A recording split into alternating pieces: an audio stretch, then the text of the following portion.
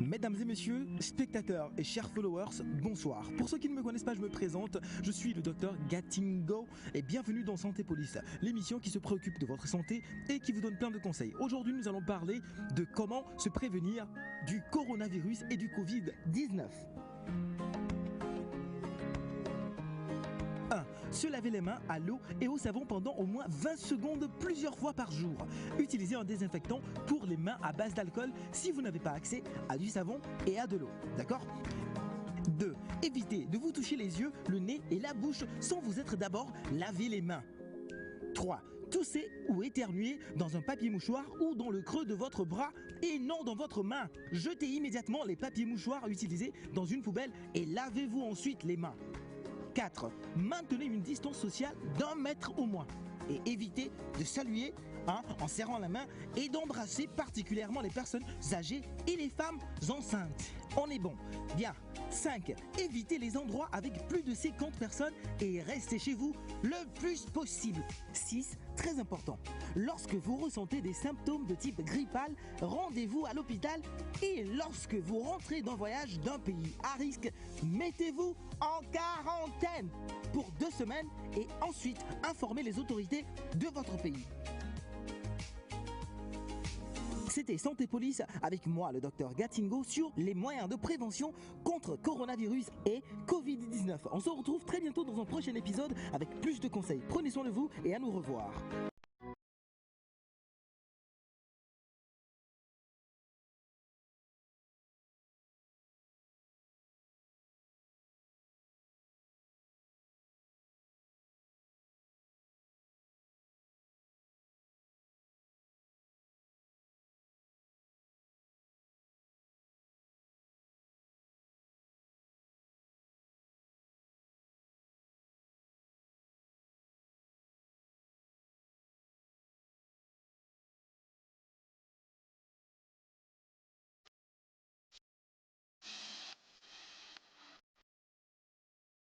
Melvin Group organise du 1er au 30 novembre 2021 une collecte de dons alimentaires pour les enfants les plus démunis à l'occasion de la fête de Noël.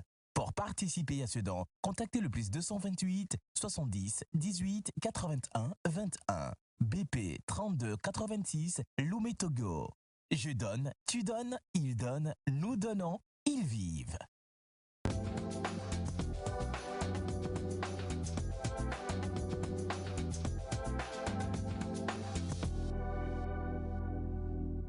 Bonjour à tous et merci d'être avec nous pour une toute nouvelle semaine. Je dirais que nous sommes dans le dernier quart de tour avant d'entamer le mois de décembre, qui est le mois de toutes les belles fêtes, le mois de toutes les bonnes résolutions, le mois où normalement on devrait déjà commencer par tirer de bonnes essences de notre bilan. Si vous n'avez pas encore fait votre bilan, c'est l'heure de le faire, très chers amis téléspectateurs. J'ai envie de démarrer ce matin avec ce proverbe qui dit « Qui trop mal étreint, mal embrasse ». À force de vouloir tout éteindre, étreindre, comme ça, on finit par mal embrasser. Même si mes bras sont extrêmement larges, je ne pourrai pas serrer tous les membres de ma famille. Tous les membres de ma famille. Les membres, si je... C'est lorsque je vais vouloir trop étreindre que je vais mal embrasser. Alors bonjour à tous et merci d'être en notre compagnie. Bonjour la famille, comment est-ce que vous allez? Nous allons bien, maman Aïcha. Nous allons super bien. Une excellente nuit. Tout était à sa place. Hein? C'est quoi tout était à sa place? Le lit était à sa place. Le lit? Quoi, tu voles la vie? Bon, alors Semefa, bonjour. Un bonjour aux téléspectateurs. Vous allez bien? On va à merveille ce matin et puis heureuse de vous retrouver encore ce matin. Nous allons commencer une semaine avec beaucoup de joie, beaucoup de tout et j'espère que vous passez une bonne journée avec nous. Merci. Voilà, beaucoup de bonne joie comme toujours et tu comprends, tu sais que le proverbe il t'était adressé en fait. D'accord. Bonjour Sandy. Oui, bonjour Aïcha, bonjour le jardin de nectar. Oh, bonjour. Je sais que vous avez passé un très bon week-end. Avec ses cheveux. Merci beaucoup. Oui, c'est... Elle m'a déjà donné ça. Sinon, ça va. Déjà, on est à quelques jours, disons, quelques jours des fêtes, mais ce n'est pas les fêtes qui comptent. Hein.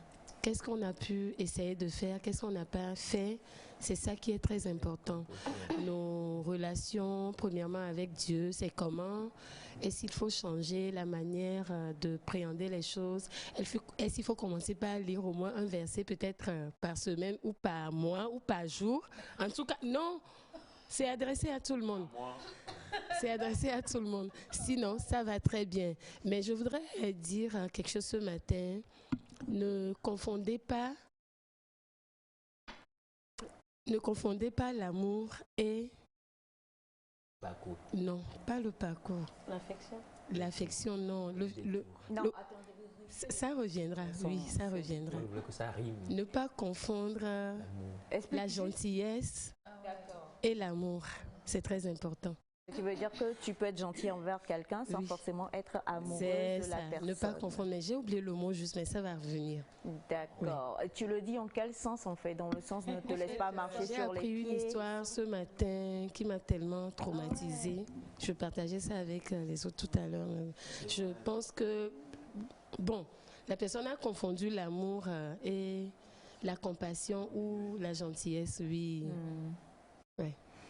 Bon, une chose est sûre et certaine, apprenons quand même à avoir toujours de bonnes choses dans nos cœurs, c'est le plus important. Bonjour à vous, comment est-ce que vous allez, Mr. Elias et Mrs. Naïda?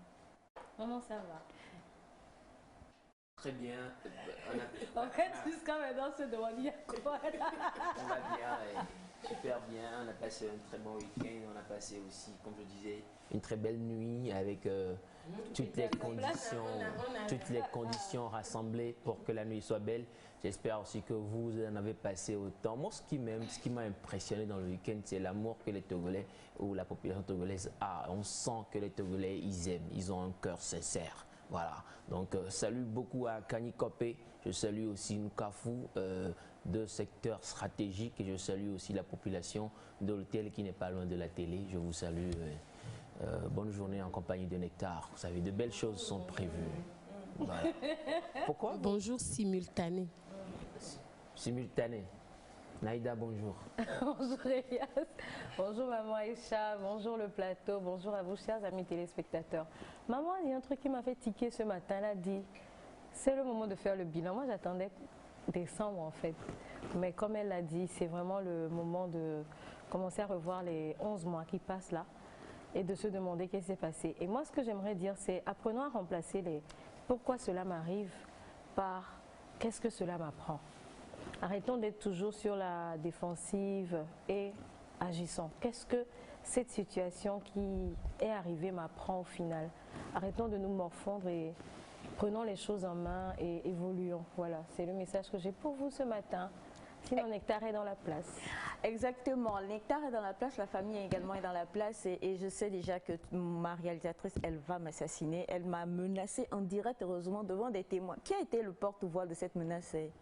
C'est pas M. Simon. Monsieur Simon.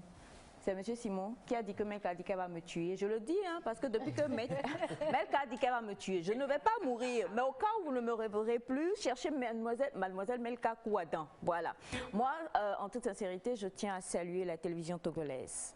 Parce que hier était la journée mondiale de la télévision et le samedi dernier, donc, quelle a été cette magnifique émission qui a été suivie de partout. Où nous avons eu nos anciens directeurs, nos aînés, même nous, comme ça on va dire des aînés. On a eu vraiment les idoles des personnes qui étaient là et qui ont fait un état général de l'audiovisuel togolais et surtout les états généraux de la télévision. Et ce que nous retenons, ce que j'ai aimé, la conclusion de Madame Carole Cuito, qui était donc l'une des animatrices de cette émission, elle a dit la rigueur. Nos aînés ont parlé de rigueur, rigueur, rigueur. Ils ont raconté leur histoire, raconté leurs témoignages, comment ils ont travaillé, pour qu'aujourd'hui, nous puissions venir marcher sur leur pénate.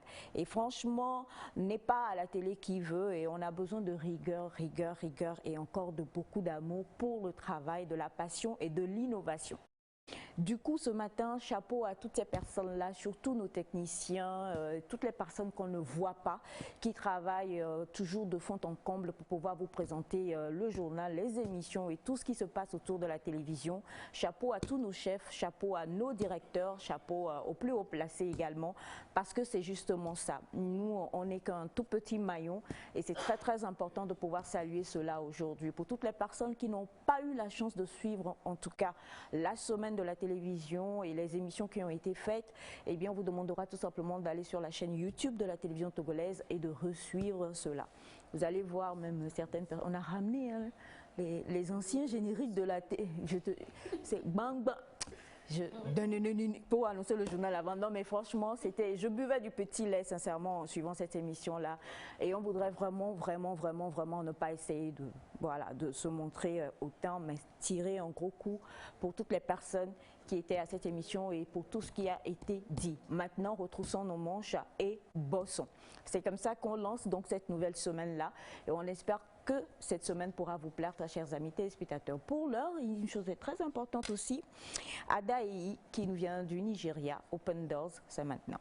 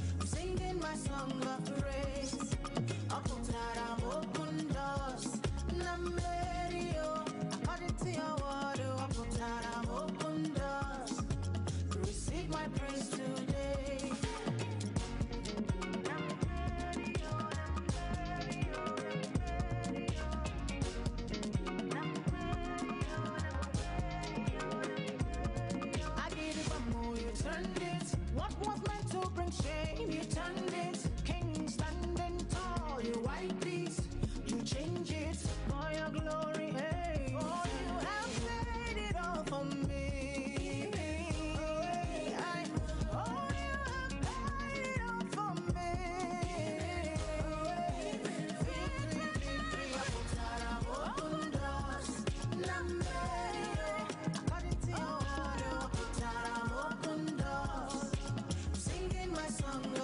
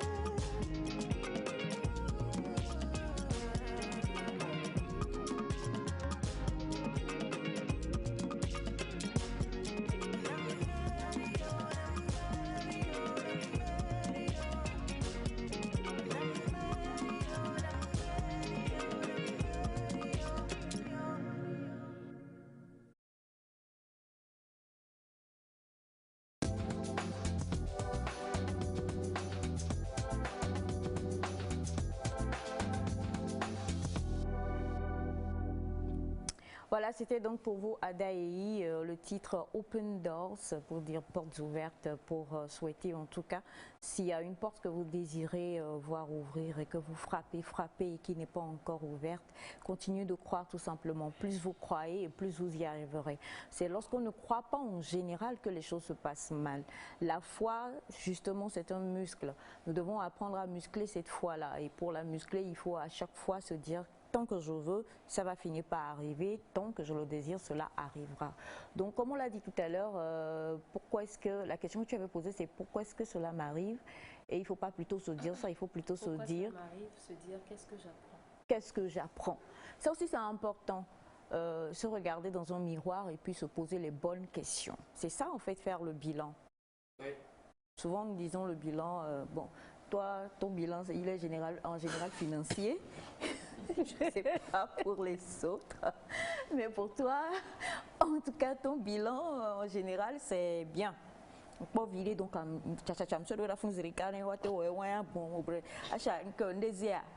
voilà, toi c'est ça ton bilan en général, avant tout le reste. Maintenant pour les autres, le bilan, vous le faites comment en général? Naïda parlait tout à l'heure de ne pas encore avoir commencé. Ton bilan, tu le fais comment?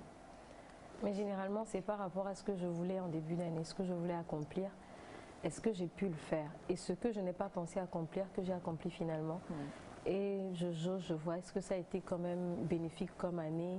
Est-ce que j'ai pu faire ce que je voulais réellement faire? Quelles sont les nouvelles données qui sont entrées, qui ont été positives? Parce qu'il y a toujours des surprises chaque année, on ne s'attend pas peut-être à faire ci ou ça, ou à ce que ça arrive. Donc je dirais que mon bilan généralement c'est ça. Fafa? Oui, c'est Mefa. Comment fais-tu ton bilan? Bon, j'ai arrêté de faire des bilans globaux. Je fais des bilans chaque mois. Donc j'amasse juste les bilans que j'ai fait chaque mois. À la fin de décembre, je vois ce que j'ai fait ou pas. Oui, ça c'est le procédé. Quand tu fais D'accord, on dit de parler un peu plus fort. Faut parler fort, tu parles. En fait, ils sont pas en train de te dire de faire Raoul, parce que je vois Papa Claude qui fait comme ça. J'ai l'impression qu'il voulait dire j'ai envie de vomir. Mais ça n'a rien à voir avec le fait de faire Raoul. Il faut parler à haute et intelligible voix. On va dire que mon bilan, bon, c'est sur tout ce que j'ai fait l'année, tout ce par quoi je suis passée, ce que j'ai appris de cela. J'apprends surtout de mes erreurs et puis parce qu'il y a des plans que je fais que je n'arrive pas à réaliser, donc je ne tarde pas dessus pour l'année prochaine. Quand je ne fais pas, c'est que c'est pas pour cette année. Donc si ça va venir après, ça va venir de soi. Donc je me tarde plus dessus. Donc le plan de l'année prochaine sera assez différent de celle de cette année. Donc c'est un peu ça. Mais il y a des années où j'ai pas de plan.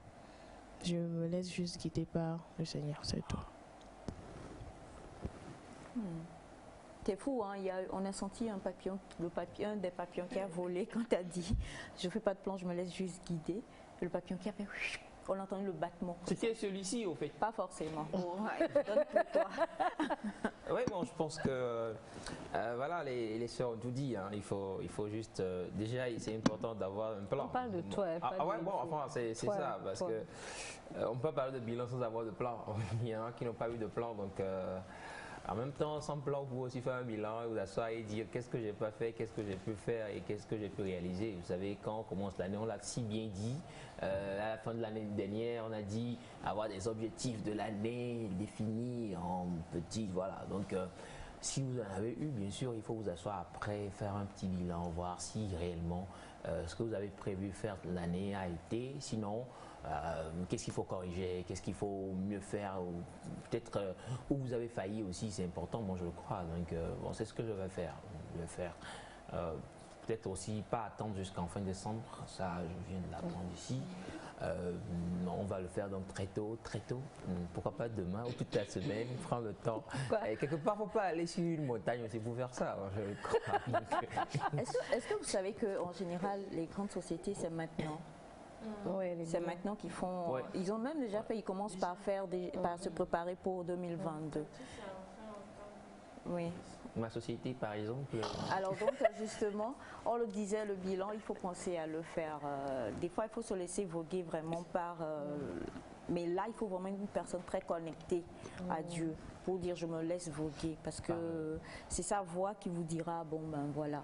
Mais Dieu a toujours un plan en fait, donc il te donnera pas la totalité du plan, mais en tout cas il te dira c'est cette voie que je veux que tu empruntes en fait. C'est important pour nous de pouvoir le faire si nous voulons avoir une année 2022 qui soit réussie. Si nous voulons même avoir un mois de décembre, pourquoi pas qu'il soit bien. C'est très important de pouvoir le faire d'une manière ou d'une autre. Et on va juste lire ce message. Vous en avez envoyé plein, mais j'aime bien ce message qui dit « Bonjour Nectar, ça fait un an que je suis cette émission et vous n'êtes pas sans savoir comment Nectar a changé ma vie à travers vos pensées du jour, les conseils, que ce soit de Neïda, d'Ilias, de Sandy, de Félix, Mefa, je dis merci à toi, la maman, et c'est de la part de Rachad depuis Sokodé. Je pense que le bilan de Nectar, il est fait par ce message. Voilà. Merci Rachel, ça fait plaisir, Sokodé. Bien, alors nous allons poursuivre cette émission maintenant. On va parler santé. Nous sommes lundi matin. Vous allez découvrir le docteur Pamela Alavo comme vous ne l'avez jamais vu, en tout cas sur ce plateau.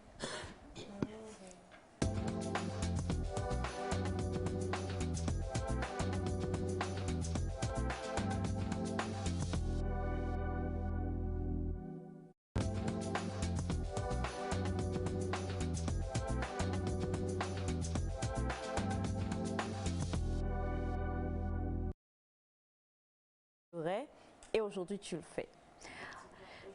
This is the best look. Franchement, il n'y a rien à faire, quoi. C'est magnifique. Merci. Bonjour, docteur Pam. Bonjour à tous. Bonjour, grande sœur. Bonjour, Naïda, Tata Sandy, Elias. Bonjour. Bonjour. Je crois que je vois qu'il y a un classement sur le plateau. Il y a ceux qui sont coiffés. Ou bien celles qui sont coiffées de ce côté. Et nous qui avons les cheveux courts aussi de l'autre. C'est bien. En fait, j'ai pas compris cette partie. J'ai pas très bien compris. C'est même pas cheveux courts, quoi. On est parmi le classement des tresses. Les cheveux naturels, crépus. Les cheveux naturels. En fait, la tignasse, tu vois, au milieu. Justement, alors en tout cas, une chose est sûre et certaine, docteur Pam, tout ce qu'on peut dire, c'est que tu es magnifique. Merci beaucoup. Et bon, de toute façon, tu le sais. Oui, mais ça fait toujours plaisir de se le faire rappeler. Exactement. Et ça fait plaisir de te retrouver pour parler santé encore. Effectivement, ça fait plaisir. Ça fait vraiment plaisir. En tout cas, merci à cette famille qui est tellement chaleureuse. On prend le temps de prendre de nos nouvelles lorsqu'on ne nous voit pas et tout. Vraiment, ça fait plaisir. Merci beaucoup pour votre amour, chers téléspectateurs. Et donc, ce matin, je suis encore là pour vous apporter des informations sur les sujets de santé sur lesquels vous vous posez des questions. Aujourd'hui, comme promis, nous allons parler du cancer de la prostate. Nous l'avions annoncé dans les précédentes émissions qu'aujourd'hui nous allons parler du cancer de la prostate. Alors, c'est quoi le cancer de la prostate? Eh bien, le cancer de la prostate est une tumeur mais maligne, c'est-à-dire une prolifération anarchique des cellules développées aux dépens de la glande prostatique. Nous avions dit ici que la prostate était cet organe ou cette glande exclusivement masculine parce que les femmes n'ont pas de prostate et qui intervient dans la production de certaines substances, de certains éléments qui vont participer à la composition du sperme. C'est vraiment une glande très, très, très, très importante chez les hommes. Et comme tout organe, tout tissu contenant des cellules, eh bien, elle aussi, elle peut souffrir de plusieurs maladies, notamment l'hypertrophie bénigne de la prostate, qui est une tumeur bénigne de la prostate, la prostatite, qui est une infection de la glande prostatique, et maintenant, le cancer de la prostate. Alors, juste avant, s'il te plaît, si tu permets, on va demander, avec la permission de Melka, ne serait-ce que déjà qu'on puisse montrer la prostate, et là où ça se situe dans l'organisme humain masculin. Voilà. Ça fait plaisir. Masculin exclusivement. Donc, comme vous pouvez le voir sur l'image qui est en train de passer, on montre le pelvis de l'homme et on voit que la prostate, en fait, c'est une glande qui est située entre le rectum et la vessie. C'est la petite glande en rouge que vous voyez là. Ça, c'est la prostate. Donc, dans les deux cas, ce que vous voyez en bas, eh bien, on a fait une coupe une coupe histologique de la prostate, c'est le tissu qu'on montre là. Et donc, on voit que la composition normale de la prostate, des tissus qui composent la prostate. Et on voit maintenant, ça c'est à gauche, maintenant à droite, on est en train de voir une masse un peu différente de ce qu'on est en train de voir à droite qui se trouve dans le tissu. Eh bien, c'est une tumeur. Voilà. Une masse blanchâtre. Voilà. Et il y a une flèche qui met même dessus tumeur. Donc, ça veut dire que là, il y a eu des changements, il y a eu des modifications au niveau de la glande prostatique qui a engendré la tumeur. J'ai souvent l'habitude d'expliquer ce que c'est qu'une tumeur comme étant une multiplication de cellules. Maintenant, cette multiplication de cellules-là, elle peut être normale, elle peut être bénigne, c'est-à-dire que voilà, elle peut ne pas être agressive, elle peut être juste là, sans causer de dégâts. Et elle peut être maligne, c'est-à-dire que là, c'est très grave pour la santé de l'individu. Généralement, dans la pathologie tumorale, eh bien, qu'est-ce qui se passe? Je compare ça souvent peut-être à une circulation, à la circulation. Dans la circulation, il y a le soldat qui est là et il y a les fils de voitures qui sont là. Donc, quand l'agent qui dirige la circulation dit tourner à gauche, toutes les voitures tournent à gauche. Quand il dit tourner à droite, toutes les voitures tournent à droite. Maintenant, imaginez, pendant que l'agent dit tourner à gauche, des personnes rebelles décident, elles, de tourner à droite. Il y a un embouteillage, il y a un désordre au niveau de la voie, dans la voie ou dans la circulation. C'est la même chose dans la pathologie tumorale, parce qu'on a parlé de cellules. Notre corps est composé de milliards de cellules qui, elles aussi, sont régies par certaines lois. À un moment, l'organisme dit « multipliez-vous », elles se multiplient, c'est ça qui entraîne la croissance. À un moment, on dit « disparaissez parce que vous avez atteint votre temps » et elles doivent disparaître. Sous l'effet de certains facteurs que nous allons citer très bientôt, eh bien, il y a certaines de ces cellules qui se rebellent, elles disent « non ». On ne va pas disparaître, on ne va pas partir, mais on va faire ce que nous-mêmes on veut faire. Donc, elles commencent par se multiplier. Et c'est ça qui crée le désordre dans l'organisme. Voilà, c'est ça qui crée l'anarchie. Elles se multiplient, elles forment aussi leur petite armée. Et c'est ça qui donne maintenant la tumeur. Maintenant, dans certains cas, cette tumeur-là peut être inoffensive, comme je viens de le dire. Donc là, on va dire que c'est bénin, c'est inoffensif, c'est sans danger. Voilà. Et maintenant, elle peut être aussi maligne, c'est-à-dire que c'est grave. Et quand c'est malin, eh bien, il y a le pronostic vital qui est engagé parce que si on ne fait rien, ça peut vous tuer. Donc, le cancer de la prostate, quand on dit même le mot cancer, dans la définition scientifique, ça veut dire tumeur maligne. Donc, quand on dit cancer, c'est que là, c'est grave, il faut rapidement courir, rapidement prendre des décisions. Donc, qui peut être touché par le cancer de la prostate? C'est vrai que c'est un cancer exclusivement masculin et c'est un cancer qui touche les hommes aujourd'hui à partir de la quarantaine à cause du niveau de vie qui change, à cause des expositions au rayonnement ionisant, aux expositions aux ultraviolets, à tout ce qui peut entraîner justement une rébellion cellulaire dans le corps, si je peux m'exprimer ainsi. Mais déjà l'âge moyen c'est à partir de 55 ans, mais avec des extrêmes allant de 40 à 65 ans. Okay. Voilà, donc il faut faire très très attention à nous, surtout à nos papas qui nous regardent aujourd'hui à partir de 40 ans quand même, il faut se surveiller. Maintenant, comment se manifeste ce cancer? On ne va pas d'emblée déjà, comme tout cancer, eh bien, il y a des symptômes. Mais ces symptômes-là ne vous permettent pas à vous de poser le diagnostic. Mais ces symptômes vous alertent pour vous dire que, attention. Tu montres mon pauvre monsieur Simon. Ah non, non, non. Non, non, non. Il faut montrer. Pas du tout. Tu as un masculin plus proche que monsieur Simon. En fait. Non, mais... non, je ne montre pas monsieur Simon. Monsieur Simon, vous n'allez pas la voir. La caméra. Il est en forme. Il est en forme, oui, il est en forme. Alors justement, nous parlions des symptômes. Voilà, nous parlions des symptômes. Donc ces symptômes-là doivent vous alerter, cher monsieur, cher papa, à rapidement consulter un médecin. Et ces symptômes, le premier symptôme, c'est la rétention aiguë d'urine. C'est un monsieur qui est là, qui a envie d'uriner, qui va aux toilettes, mais impossible, la mission est impossible. Les urines ne sortent pas. les urines s'accumulent dans la vessie, ça fait extrêmement mal. Et c'est un monsieur qu'on amène aux urgences, il est angoissé, il est stressé parce que l'urine doit sortir, mais l'urine ne sort pas. C'est ça la rétention aiguë d'urine. Donc, des épisodes fréquents de rétention aiguë d'urine ne doivent pas être négligés. Cela doit motiver une consultation en urologie. Il peut s'agir d'un signe d'alerte du cancer de la prostate. Ensuite, il y a l'hématurie. L'hématurie, c'est la présence de sang dans les urines. Vous urinez et vous voyez qu'il y a du sang dedans. Attention, l'hématurie est différente de l'hémoglobinurie. L'hémoglobinurie, c'est quand vous avez les urines qui ont la couleur du Coca-Cola. On appelle ça encore urine Coca-Cola. Ça, c'est différent. Ça, c'est autre chose. C'est que vos globules rouges sont en train de s'hémolyser, c'est-à-dire que ça se casse très vite.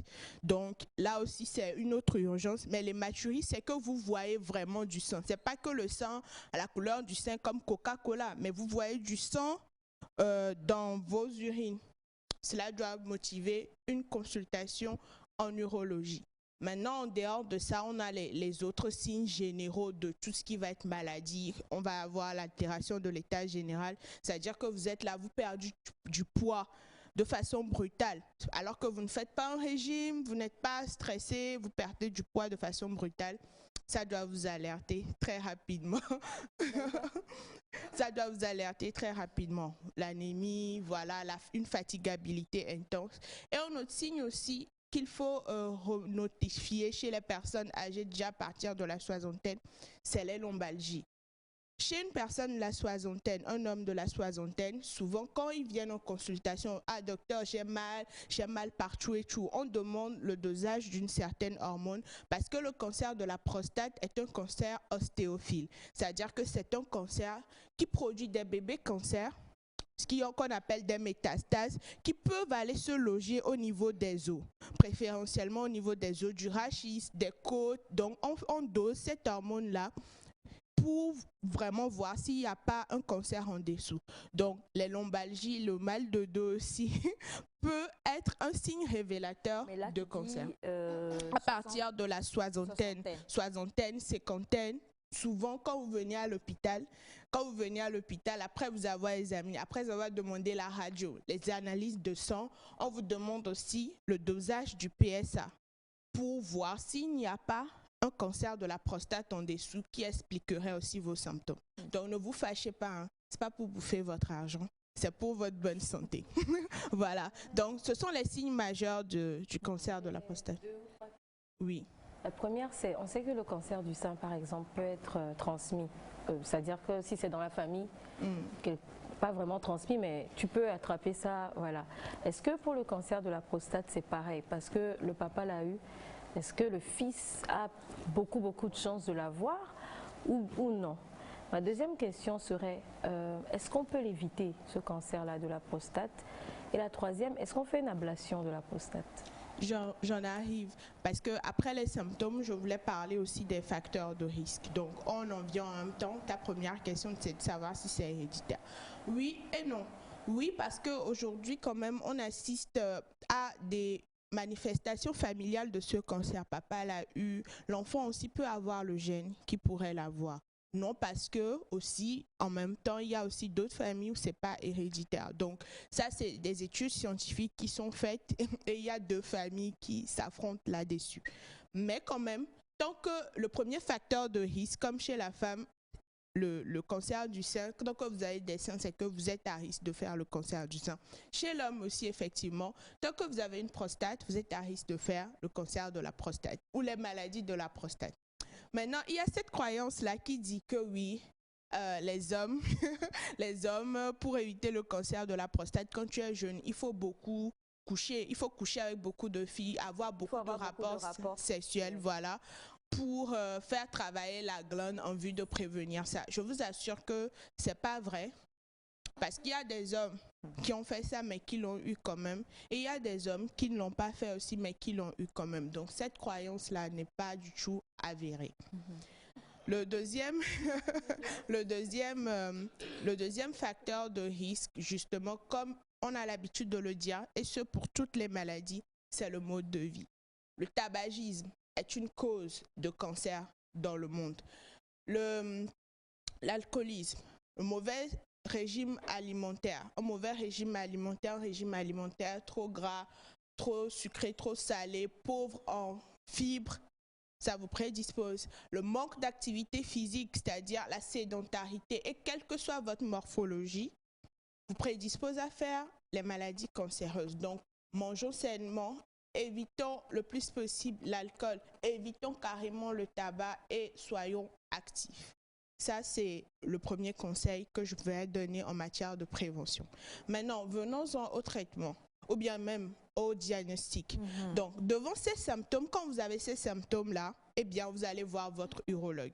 Votre urologue va faire... On va rapidement rappeler les symptômes pour aller donc au diagnostic. Tu l'as dit. Donc, les symptômes, j'ai dit la rétention aiguë d'urine, j'ai dit l'hématurie, j'ai dit l'altération de l'état général, notamment une perte de poids brutale, des anémies répétitives, la fatigabilité.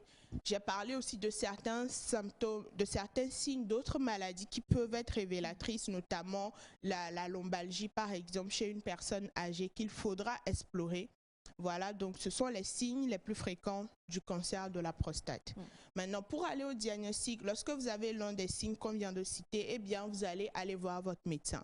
Votre médecin va vous examiner. Et il y a un examen qu'on fait qui s'appelle le toucher rectal, qui est assez gênant, voilà. C'est qui consiste à introduire un doigt dans le rectum à travers par le biais de l'anus pour palper la prostate. Parce que comme vous le voyez sur cette image, la prostate n'est pas une glande superficielle, c'est une glande profonde qui est située entre le rectum en arrière, là où il y a le doigt, et la vessie en avant. Donc, c'est pas quelque chose qu'on peut facilement attraper. Donc, il faut passer par le rectum pour palper la prostate. Voilà. Il faut passer par le rectum. Docteur Pav, là, à ce que nous voyons, oui. Tu l'as dit, comment tu as dit, le toucher rectal, c'est ça? Le toucher rectal. Ce qui voudrait dire que si, par exemple, la prostate n'a aucun problème, est-ce que lors du diagnostic, on peut toucher ça? Ou alors c'est quand ça a un problème que c'est facilement touchable La prostate, elle est palpable par le toucher rectal. Maintenant, il y a des caractéristiques qui sont propres au médecin qui va lui permettre de savoir que ça, c'est une prostate normale, ça, c'est une prostate anormale. Voilà. Donc, mais quand même, c'est ça l'examen qui permet de voir l'aspect, la morphologie, sentir la morphologie de la prostate. Et quand le praticien fait cette analyse-là, il y a une deuxième image qui montre à peu près la position dans laquelle on reste. Vous voyez que le monsieur, en fait, il est assis, il est penché, voilà. Il est penché vers l'avant. Voilà, un peu comme ce que Elias Tountois va faire un test. Voilà, donc c'est une position où le torse est penché vers l'avant pour vraiment permettre aux fesses d'être bien dégagées pour le prestataire. Donc, après le toucher rectal, après que le praticien fait son expertise, eh bien, il va vous demander certaines analyses biologiques, notamment le dosage du PSA, qui est une protéine produite par la prostate et qui est spécifique à la prostate. Donc, quand la prostate n'a pas de problème, elle est à un taux, elle est entre 4 et 10 nanogrammes par millilitre. En cas de cancer de la prostate, il a été prouvé que cette hormone est sécrétée 10 fois plus que la normale. Donc, il faut la doser. Et ce dosage, on tient bien à le rappeler que ça ne veut pas obligatoirement dire que vous avez le cancer. Ça peut être une hypertrophie, ça peut être quelque chose de bénin, un adénome, bref, un truc bénin. Mais ça a une forte valeur prédictive pour dire aux praticiens, attention, il faut faire une biopsie. Parce que dans les cancers, en tout cas, l'examen de certitude, c'est la biopsie. On va prélever un bout de l'organe, on emmène ça en anatomopathologie pour voir le type de cellules qui constituent ça. Et c'est ça maintenant qui permet vraiment de conclure que ça c'est une tumeur bénigne, ça c'est une tumeur maligne. Mais attends, excuse-nous, quand on voit l'emplacement de la prostate, comment est-ce qu'on préserve Comment on prélève ça? Oui, en fait, c'est le même mécanisme. On introduit un trocar ou on introduit des aiguilles spécifiques de biopsie par échographie, ponction guidée. et on fait le prélèvement. On n'enlève pas un gros morceau, non. Pardon? C'est douloureux? Oui, c'est douloureux. Ça se fait anesthésie. sous anesthésie. Okay. Voilà, ça se fait sous anesthésie. C'est quoi ton... Ça se fait sous anesthésie, voilà. Donc, et c'est cette petite ponction-là qui va permettre de voir le type de cellule et dire, ah, là, ça c'est un cancer, ça c'est une tumeur bénigne. Donc maintenant, après, lorsqu'on sait que c'est un cancer, qu'est-ce qu'on fait? Il y a beaucoup de traitements qui sont disponibles. D'abord, on va classer quel type de cancer c'est. Et comme on le sait toujours, il n'y a pas de traitement comme ça où on dit que ça, c'est ça, ça. Mais le traitement, c'est au cas par cas. En fonction de la classification de votre cancer, en fonction du bilan lésionnel. Parce que là, on va aussi faire un bilan. On va voir s'il n'y a pas de métastase ailleurs. Donc, on va vous demander des radios, on va vous demander une écho, on va vous demander pour voir vraiment si le cancer a métastasé ou pas. Et maintenant, on va vous proposer un traitement en fonction de ce que tout ça, là, ça va donner. On va vous proposer un traitement. Ce traitement peut être une hormonothérapie, c'est-à-dire qu'on va bloquer la production de testostérone parce que le cancer de la prostate est un cancer qui est aussi hormonodépendant, comme le cancer du sein chez la femme, qui est un cancer hormonodépendant. On va vous proposer peut-être une chimiothérapie, parfois même une ablation totale ou partielle de la prostate. C'est un traitement qui se fait et cette prise en charge se fait très bien au Togo. Nous avons une très bonne équipe aujourd'hui d'urologues, de cancérologues qui sont là pour nous proposer des traitements. Je vais t'envoyer une série de questions pour que tu puisses répondre, sinon on ne va pas s'en sortir. La première, lombalgie, qu'est-ce que c'est? Peux-tu expliquer? La deuxième, est-ce qu'après la prostate, on peut devenir impuissant? De la part de Islamia depuis le Bénin. Bonjour à vous tous. Tu vas répondre un à un, sinon je vais oublier. Oui, en fait, le temps imparti, donc je pouvais te donner par série de 3 si tu permets. Donc la troisième, c'est bonjour à vous tous. Merci beaucoup et surtout, je veux savoir pour le diagnostic, si cela se fait également sous anesthésie. La personne demande s'il faut aller... un peu comme on demande parfois aux femmes enceintes d'aller se vider le côlon avant d'aller accoucher. On demande si, je ne vais pas dire le mot que vous avez dit, mais tu comprends ce que je veux dire. Faut-il que le patient aille vider son côlon parce qu'au cas où le médecin peut-être... Sandra.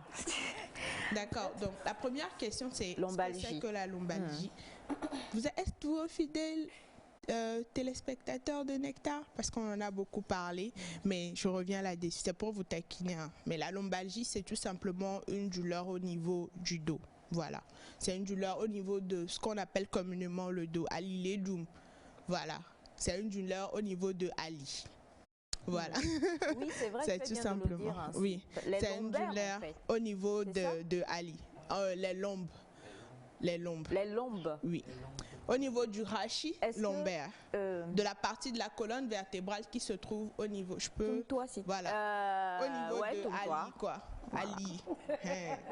J'espère que vous voyez. Voilà. Voilà. Au niveau du Ali. Voilà. Donc c'est une douleur là-bas. Maintenant, la deuxième question, c'est... Est-ce que cela peut rendre impuissant? Oui, bien sûr, puisque on a dit que la prostate est une glande qui intervient aussi dans la sexualité. C'est une glande qui va produire des substances qui vont participer au sperme. Donc le dysfonctionnement érectile est un signe qui doit vous faire dire, pas qui doit vous faire dire forcément que vous avez un cancer, mais c'est un signe qui doit vous alerter, qui doit vous faire dire que ma prostate a un problème, il faut que j'aille consulter un médecin. La troisième question, c'est s'il faut vider son côlon. Oui, bien sûr, parce que c'est gênant d'introduire la main, de ramener par exemple des matières fécales. Non, mais il faut que j'explique. Je suis là pour expliquer. Donc oui, comme tout autre examen proctologique, alors, on vous fait un lavage. Mot que tu vas nous expliquer. Oui, proctologie, c'est tout ce qui a trait à l'anus. D'accord. Et au rectum, voilà. Alors, une autre question rapidement, avant de te libérer. Quelqu'un demande si, justement, il y a l'effet contraire. On dit qu'il faut avoir beaucoup de relations sexuelles pour ne pas avoir souffrir du cancer ou bien en tout cas des troubles de la prostate. Est-ce que plutôt le fait d'en avoir beaucoup aussi peut donner des troubles ou le cancer de la prostate? Voilà, donc je l'ai bien dit, j'ai dit que ce n'était pas avéré. Je l'ai dit tout à l'heure, j'ai dit qu'il y a des hommes qui en ont eu beaucoup beaucoup qui l'ont eu et qui n'en ont pas eu. Et le contraire, la réciproque aussi, c'est la même chose. Donc, la fréquence de rapports sexuels n'est pas une cause qui peut entraîner le cancer ou pas. Par contre, les rapports sexuels non protégés, oh oui, ça va vous exposer à beaucoup de choses. Donc, protégez-vous. Dernière question. Bonjour à vous tous. Merci beaucoup pour tout ce que vous faites et merci au docteur Pamela. Tu es très belle avec ta coiffure. Soyez naturelle. Bon, on va exit le reste du commentaire et on va aller directement à votre question si vous permettez. Est-ce que la prostate peut être totalement enlevée et on peut vivre avec et faire un enfant? Bien sûr que la prostate peut être totalement enlevée. En tout cas, la grande partie, en fonction bien sûr de la teinte de cette glande-là, eh bien, elle peut être enlevée. Maintenant, si on peut avoir des enfants avec... Bon, généralement, chez le sujet jeune, c'est très compliqué ou bien souvent, en fonction de l'âge, il y a des traitements qui sont proposés. C'est généralement chez une personne âgée qu'on peut faire l'ablation totale. Maintenant, la prostate, pour faire des enfants, il faut des spermatozoïdes. Et ce n'est pas la prostate qui produit les spermatozoïdes. Donc, tant que votre sperme contient des spermatozoïdes, eh bien, vous pouvez toujours avoir des enfants. Voilà. Est-ce que la prostate intervient dans le... Comment tu as dit? J'ai dit dans la production du sperme, parce qu'il y a des produits, des sécrétions riches en sels minéraux pour maintenir le pH du sperme normal, afin de permettre aux spermatozoïdes qui sont dedans de vivre dedans, puisque le sperme, c'est le milieu dans lequel les spermatozoïdes sont conservés. Donc, la nature du sperme aussi est importante. Par contre, oui, si on enlève, c'est vrai que ça va altérer un peu la qualité de votre sperme, mais c'est Dieu qui donne. Dieu est capable de faire beaucoup de choses dans les situations compliquées. Amen, amen.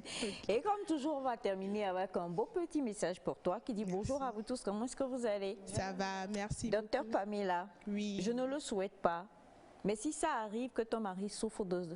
Voilà, sache qu'avec ta beauté, je suis là pour toi. On peut dire des choses pareilles, sérieusement. Et son mari est dans le studio en plus. Hein. C'est qu'il a jeté un regard et puis il a dit, oh, père, pardonne-leur, ils ne savent pas ce qu'ils disent. Melka, c'est toi qui crie en haut là-bas. En tout cas, merci infiniment, docteur Pam. Et très sincèrement, merci infiniment pour tout ce que tu fais et tout ce que tu nous donnes comme information. Merci à vous, c'est un plaisir. Et non, mais vous êtes sérieux? Pourquoi? Bon. Pardonnons-le. Non, on se pardonne. Est-ce que ce sont des hommes qui font le diagnostic ou bien ce sont des femmes qui font le diagnostic? C'est le médecin. C'est la dernière question. C'est le médecin qui fait le diagnostic. Voilà. Qu'il soit homme ou femme. N'ayez pas de complexe. Ah, par rapport au toucher rectal. Oui. Oh, c'est le médecin. Je l'aime trop. C'est le médecin, que ce soit un homme ou que ce soit une femme. Voilà. C'est le médecin. Ça dépend de où vous tombez. Mais là, si tu viens, ton médecin, c'est une femme et que tu es génie. Oh, en fait, quand on vient à l'hôpital, la dernière fois, j'ai reçu une dame chez moi qui venait faire un ECG. Et on dit, oh maman, il y a John, un ami, on va vous mettre le paravent pour éviter qu'on vous voit. Vous savez ce qu'elle a dit? Elle a dit, oh, c'est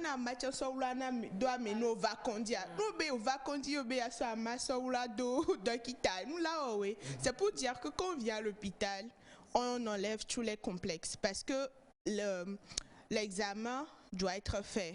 Et ce n'est pas des gestes qui sont posés dans un but détourné, mais ce sont des actes professionnels.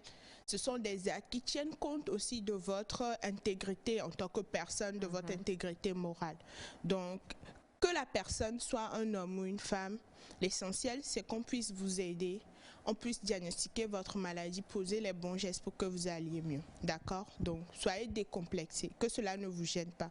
Maintenant, si ça vous gêne trop, on est nombreux dans le corps médical. Il y a des hommes pour ceux qui aimeraient se faire examiner par des hommes et il y a des femmes médecins pour ceux qui... Donc, soyez à l'aise. Voilà. Merci, docteur Pam. 90 00 74 25, c'est le numéro de téléphone sur lequel vous pouvez contacter le docteur Pamela Alavo. 90 00 74 25. Et comme toujours, ces informations-là, vous pouvez également les retrouver sur la plateforme Les Hôpitaux, quelle que soit la plateforme que vous voulez utiliser. Donc, vous pouvez retrouver le docteur Pam, enfin pas le docteur Pam vraiment, mais en tout cas toutes les informations qu'elle nous donne ici. Et pour les questions, on vous a donné le numéro de téléphone 90 00 74 25. Si elle ne répond pas, sachez qu'elle est peut-être en train de faire des diagnostics. Je ne pas répondre. Merci Femme. Merci à vous. Et très belle semaine à toi. Très belle semaine à vous aussi. Nous allons poursuivre cette émission cette fois et nous allons bien sûr comme toujours nous inspirer avec une très belle pensée. Je suis sûre que nous aurez préparé Naïda. On la retrouve juste après ceci.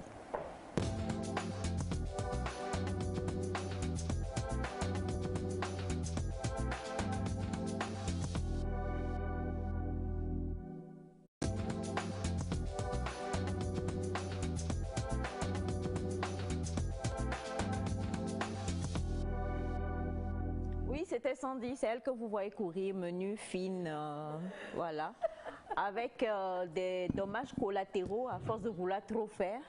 Je vais finir par te dévoiler d'ici la fin de cette émission, hein, on dit rien. Bon retour à toi, ça va? Oui. Tu as fini, tu t'es enjaillée, tu as mis les écouteurs, tu riais toute seule, tu disais, oh mon Dieu chérie, tu m'as dit ça, oh non chérie, oh non, écoute, arrête, maman me regarde. Oh oui, comment tu avais pu écouter ça? Si jamais. Ah ça c'est non, ton mari n'aura pas de prostate. Il ne peut pas avoir une belle-mère comme moi. Et un frère comme moi. Et une tante comme Pamela Alavo. Et puis souffrir. Et une belle-sœur comme moi. Il va avoir des diagnostics. Diagnostiquant. Régulier. Ah, tu as dit. Voilà.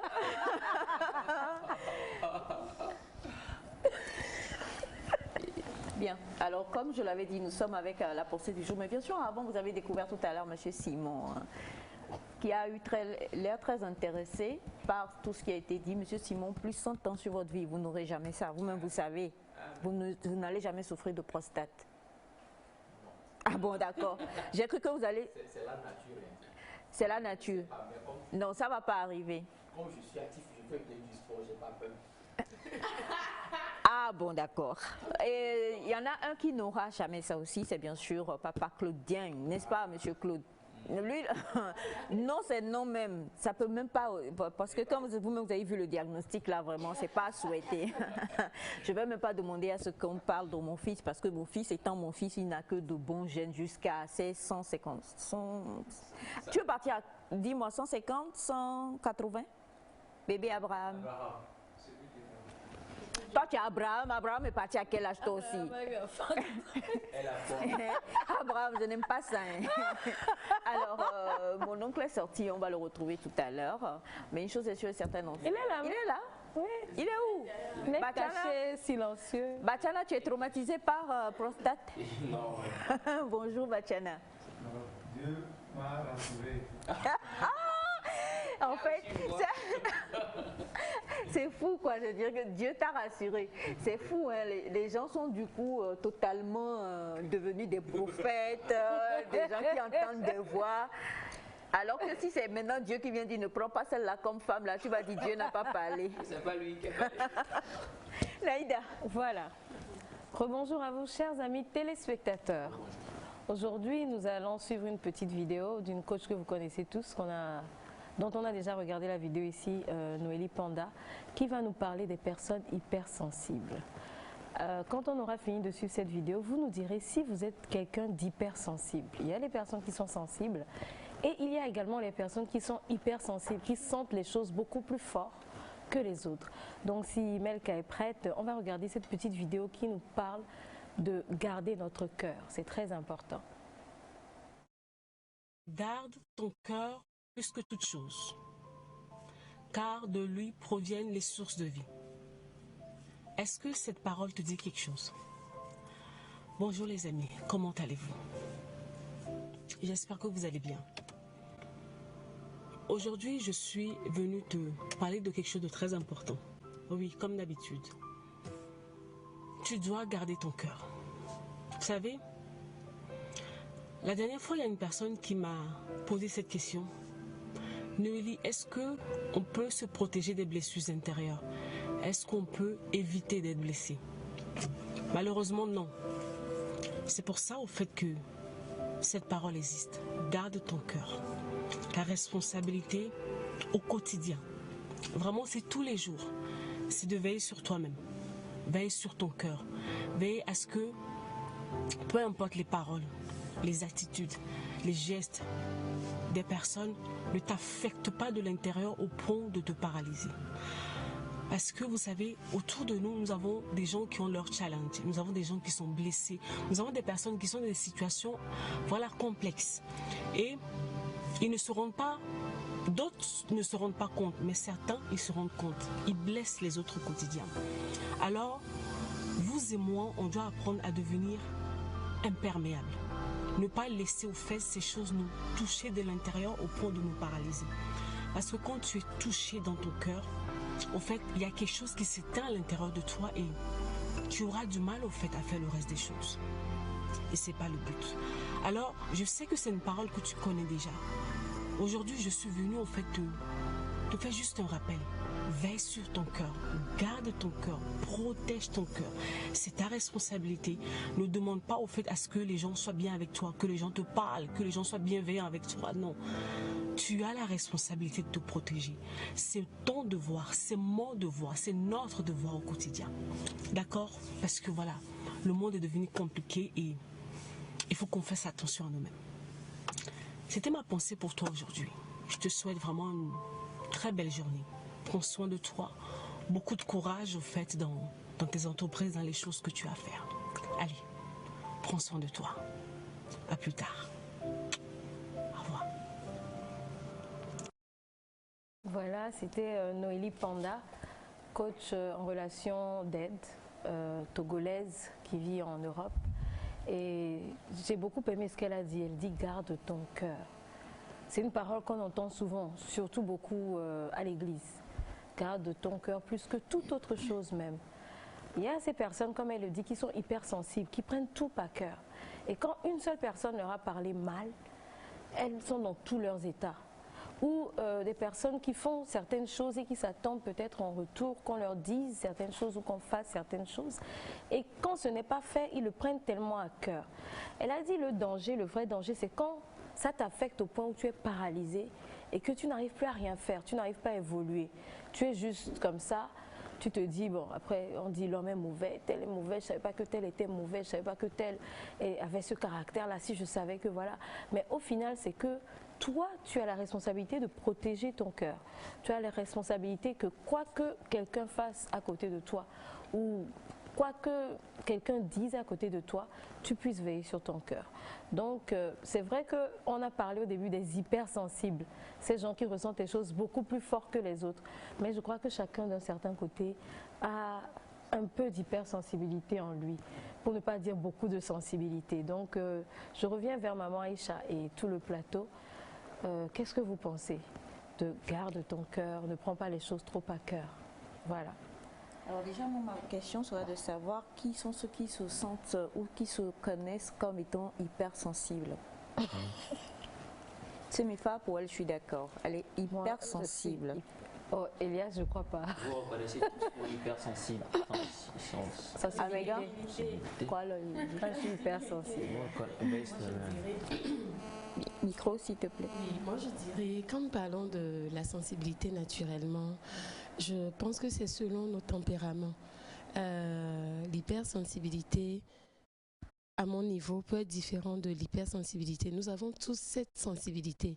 Même si nous jouons le fort mind, le dur et tout, il y a ce côté, quand tu es seul chez toi ou bien dans tes quatre coins, il y a des moments où on pleure, on pleure, on pleure. En fait, ça dépend de la manière dont nous l'exprimons.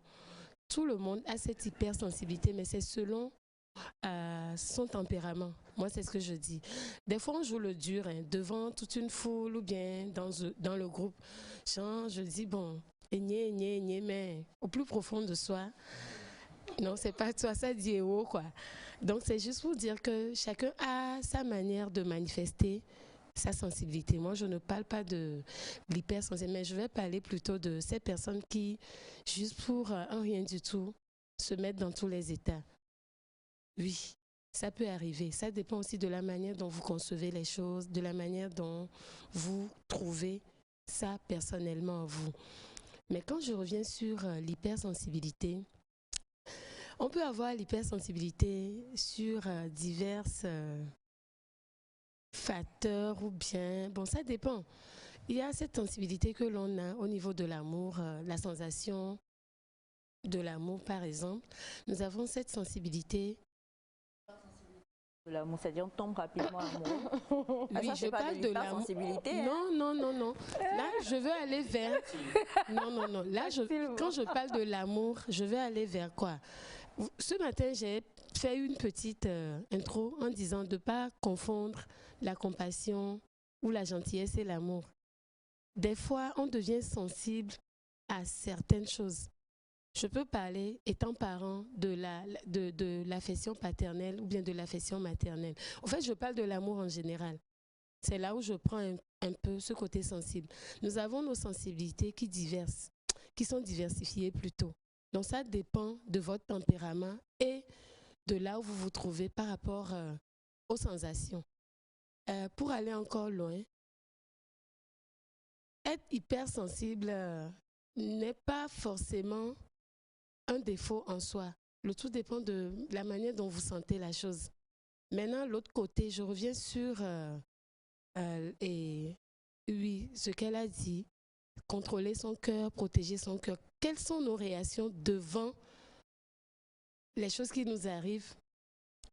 En fait, c'est ça qui donne ce retour à cette sensibilité ou à cette hypersensibilité. Merci. Miss hypersensible, s'il fallait élire quelqu'un, je serai toi, tu es partante. Bon, l'hypersensibilité en soi, des fois, c'est une force. Des fois, quand tu es hypersensible... À haute et intelligible voix. Ouais. C'est une force. C'est une force, des fois. C'est vrai que c'est une grosse faiblesse, mais c'est aussi une force, des fois. Parce que ça t'aide, au fait, à faire certaines choses inattendues. Être hypersensible, c'est se tuer aussi. On va dire ça comme ça. Parce que, bibliquement parlant, chaque fois qu'on va à l'église, comme Naïda l'a dit, on dit « gardez votre cœur ». Sachez accepter des choses.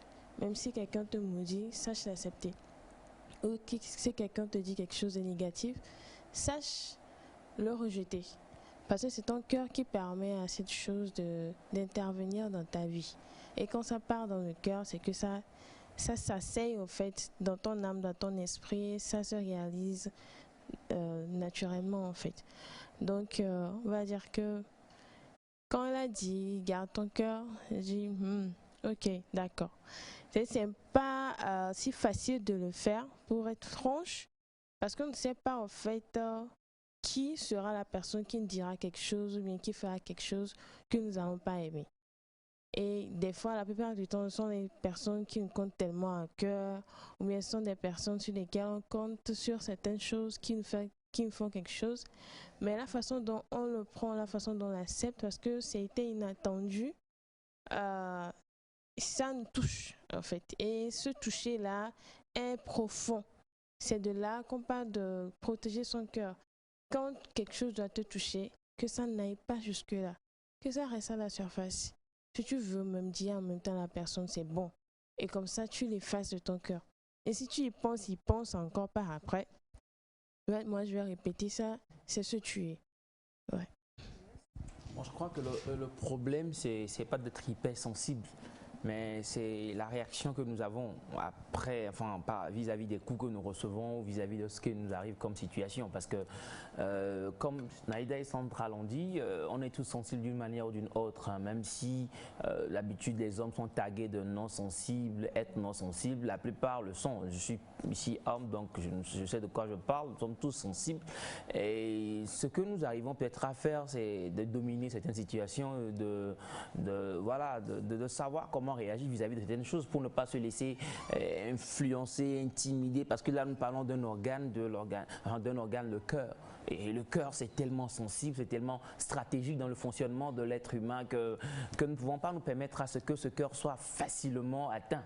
Donc je pense que c'est pour cela il faut tout faire, mettre des garde-fous autour de son cœur pour éviter à ce que ce cœur soit atteint rapidement. Donc devant telle situation, comment vous réagissez, comment vous répondez? Je pense que c'est là la question qu'on doit se poser. Être hypersensible, moi je trouve ça extraordinaire. Parce que c'est mes là, si bien dit, ça nous sauve dans certaines situations. Vous savez, une personne qui est hypersensible, cette personne-là qui rapidement a une compassion envers les autres, est tellement généreuse aussi des fois, c'est une personne qui a de l'empathie, qui est, voilà, on sent une bonne personne là quand vous êtes hypersensible. Mais que faites-vous face à des situations? Comment réagissez-vous? Est-ce que vous laissez votre cœur être atteint si facilement? Bon, je pense que c'est là la question. Et pour répondre, je dis, faites tout pour garder votre cœur neutre de tout ce qui vous arrive. Parce que les situations de la vie, il y en aura toujours des problèmes, on en aura toujours. Moi, je pense même que la société est faite de sorte que qu'on soit dans une jungle, en quelque sorte, je peux le dire ici. C'est comme une jungle où il faut être, je sais pas, il faut être clever, si je peux utiliser un peu d'anglais. Il faut être vigilant, il faut être habile, il faut être smart dans l'esprit et tout. Et être hypersensible, d'accord, ça permet à ce qu'on ait un peu d'éclaircie aussi dans toute cette jungle-là dont je parle. Donc, soyez hypersensible, mais comment réagissez-vous devant les situations? Je pense que c'est ça la question. On a ce message qui dit évidemment, il faut apprendre à tout supporter dans la vie, prendre du recul devant les événements, garder son sang-froid à toute épreuve. Bref, il faut rester homme dans toutes les circonstances. Et c'est de la part de Monsieur Mola à qui on dit bien le bonjour. Hein. Naïda? Ce que je vais dire, c'est, je pousse totalement tout ce que vous avez dit parce que c'est ça le vrai problème, la gestion. Tu crois tellement à une personne, tu t'accroches à cette personne et cette personne fait une chose ou bien il se passe quelque chose et tu perds tes moyens parce que tu ne pensais pas que cette personne-là te trahirait. Donc, j'ai bien aimé ce que Noélie Panda a dit. Elle a dit, tu n'es pas responsable en fait de ce que la personne te fait subir, mais c'est comment toi tu le prends qui est ta responsabilité. Et les gens ont leurs problèmes. Peut-être que tu t'es approché de cette personne ce jour-là, elle a un problème grave dont elle n'a pas pu te parler. Peut-être qu'elle a une maladie. Il y en a, on vient de leur annoncer qu'ils meurent dans je ne sais pas combien de temps. Ils ne vont pas le dire ou bien qu'ils sont très malades ou que quelqu'un vient de décéder. Et ils vont avoir une réaction ou bien ils vont se retirer d'un projet que vous avez depuis sans vous l'expliquer. Et vous allez le prendre tellement à cœur que vous allez être paralysé. Donc, certaines personnes ont leurs problèmes. Et puis, la société elle-même d'aujourd'hui a beaucoup changé par rapport à avant. Ce n'est plus les valeurs qu'on avait avant, qu'on cultivait, on disait les valeurs africaines et tout. Ça commence à partir de plus en plus. Donc là où nous sommes, c'est sauf qui peut. Chacun doit apprendre à protéger son cœur et ne pas laisser tout rentrer, le rendre imperméable. Alors, pour revenir à Noélie Panda, et cette pensée qui est un proverbe en fait biblique, moi je le prends sur deux sens. D'abord, il est biblique et selon la conception biblique dans laquelle cette pensée est sortie, le cœur ici, ce n'est pas notre organe, le cœur c'est notre être intérieur, le cœur c'est notre âme, c'est notre esprit. Et lorsque Jésus, ou en tout cas bon, dans la Bible, il nous a dit de garder notre cœur parce que c'est de là que viennent toutes les sources de la vie, c'est beaucoup plus dans le sens négatif de toi envers les autres, c'est-à-dire que garde-toi de la jalousie, garde-toi de l'envie, garde-toi de la colère, parce que dès que tu deviens jaloux, tu deviens meurtrier. Pourquoi Sandra a ça et pas moi? Il faut absolument que je détruise Sandra. Mais quand tu gardes ton cœur en te protégeant de tout ce qui est négatif, c'est-à-dire que te regarder chaque fois et tout faire pour pouvoir diriger ton cœur dans la paix, dans la bonté, dans tout ce qui est, enfin on est toujours dans le strict domaine spirituel ou religieux, hein, dans tout ce qui est selon les lois bibliques qui te disent d'être dans la paix, d'être dans l'humilité, d'être dans la joie et ci et ça, ça te permet en fait de garder ton cœur contre tout ce qui est négatif et te ferait devenir toi une mauvaise personne. La plupart du temps, nous prenons les choses beaucoup plus par rapport aux autres. Moi qui suis moi, qu'ai-je fait ou que fais-je pour que l'autre le prenne mal et que lui me voit mal et qu'il ait envie de me rendre quelque chose? C'est ça aussi. C'est une parole qui est biblique d'abord. Et comme le fait qu'elle est biblique, c'est beaucoup plus à nous-mêmes d'abord que cette parole vient. Maintenant, si on prend ça sur le domaine coach, domaine juste psychologique et tout, c'est clair que le monde aujourd'hui, comme l'a dit Naïda, est devenu totalement autre chose. On croit en des gens, on se dit mais cette personne-là, non, elle est ceci, on a les mêmes visions. Et puis un jour, tu tombes des nues. Maintenant, qu'est-ce que tu fais? Comme l'a dit Elias, c'est la question. Donc pour répondre à la pensée de ce matin, c'est tout. Qu'est-ce que je fais? Certains diront, ah ça, œil pour œil, et ça, mon œil là, ça va être plus gros que le tien. Ma dent là, elle va être plus grosse que la tienne. C'est-à-dire, j'adore. Oui, j'ai une maman qui m'a dit, j'ai une maman que j'ai rencontrée ce week-end, et puis en discutant de plusieurs choses, on était à peu près, voilà, elle dit, ni hawa, et on s'est dit non mais en fait ce ne sont pas des choses qu'il faut faire justement parce que c'est sûr peut-être que tu as l'autorité de pouvoir réagir, de pouvoir répondre, mais personne ne connaît demain. La vie tourne, personne ne connaît demain. Donc du coup garder notre cœur, c'est d'abord nous-mêmes. Quand tu te lèves et que tu te regardes dans le miroir, il faut être honnête. J'ai posé ce acte là devant Dieu et devant les hommes. Est-ce que selon ce que je connais de la valeur humaine, ce que j'ai posé comme acte, c'est bien ou pas? Si je sais que ce n'est pas bien, que j'arrête de dire non, c'est parce que c'est Sandra qui a fait ça que j'ai fait ceci. Je n'ai qu'à être franc et franche et me regarder dans le miroir. Parce que la plupart du temps, ce que nous constatons, c'est que nous faisons des choses 2 semaines après, lorsque Sandra va commencer par réagir, je vais oublier que j'ai posé un acte il y a 2 semaines. Et là, je ne commence pas à dire que Sandra, elle est ceci, elle est cela et tout ça. Donc la première des choses par rapport à cette pensée de ce matin, selon la Bible et donc par rapport au coach Noélie Panda, moi je trouve que regardons-nous dans le miroir. Gardons nos cœurs. Est-ce que mon cœur devient méchant? Est-ce que je suis toujours la gentille personne que j'étais? Est-ce que je commence par me dire qu'il va falloir que je fasse tout pour pouvoir voler la belle chemise de Monsieur Simon, mon cadre? Est-ce que je me dis que demain, quand j'arrive là, il faut que je chauffe ou bien que je crie sur papa Claudien pour lui montrer que je ne sais pas quoi? À partir de ce moment-là, est-ce que c'est une bonne chose à faire? Si ce n'est pas une bonne chose, je garde mon cœur en changeant, en me disant, au lieu de répondre par la colère, je réponds par la gentillesse. Et les actes sont toujours boomerang. Tu le poses bien, dans 20 ans, 10 ans, un jour, 48 heures, il te reviendra d'une autre manière ou pas. Donc moi je pense que lorsque nous parlons de garder notre cœur, c'est tout simplement de chercher nous-mêmes d'abord à être de bonnes personnes, des personnes droites, véridiques, honnêtes. Quand nous semons ça, ben, nous aurons forcément un autre bon retour. Et pour aujourd'hui, quelqu'un a dit, pourquoi vous ne parlez pas Mina? On va laisser Naïda Jackson vous donner, garde ton cœur. La Akoubi Naïda nous donner. Garde ton cœur plus que toute autre chose, car c'est de lui que viennent les sources de la vie. En éveil. À quoi? Garde ton cœur. Allez, Dieu. Oh ya, Mijo. Bon, ndeku mi ahwe na mnenia. Nengba dagba cha mnyabe mi jase gobe. Aleji. Aha. Obe a akpoji waji. Be le vivere. Be garo mewa. Bon, mi le glo amere ko e o khona nu vivere unu. Kaka won vire na wa senele kaka jime. Ye o le glo na mi be mia po mi be ji agbo. Demi gba non CVV kaka va do fike o magba teva no wonde pe o.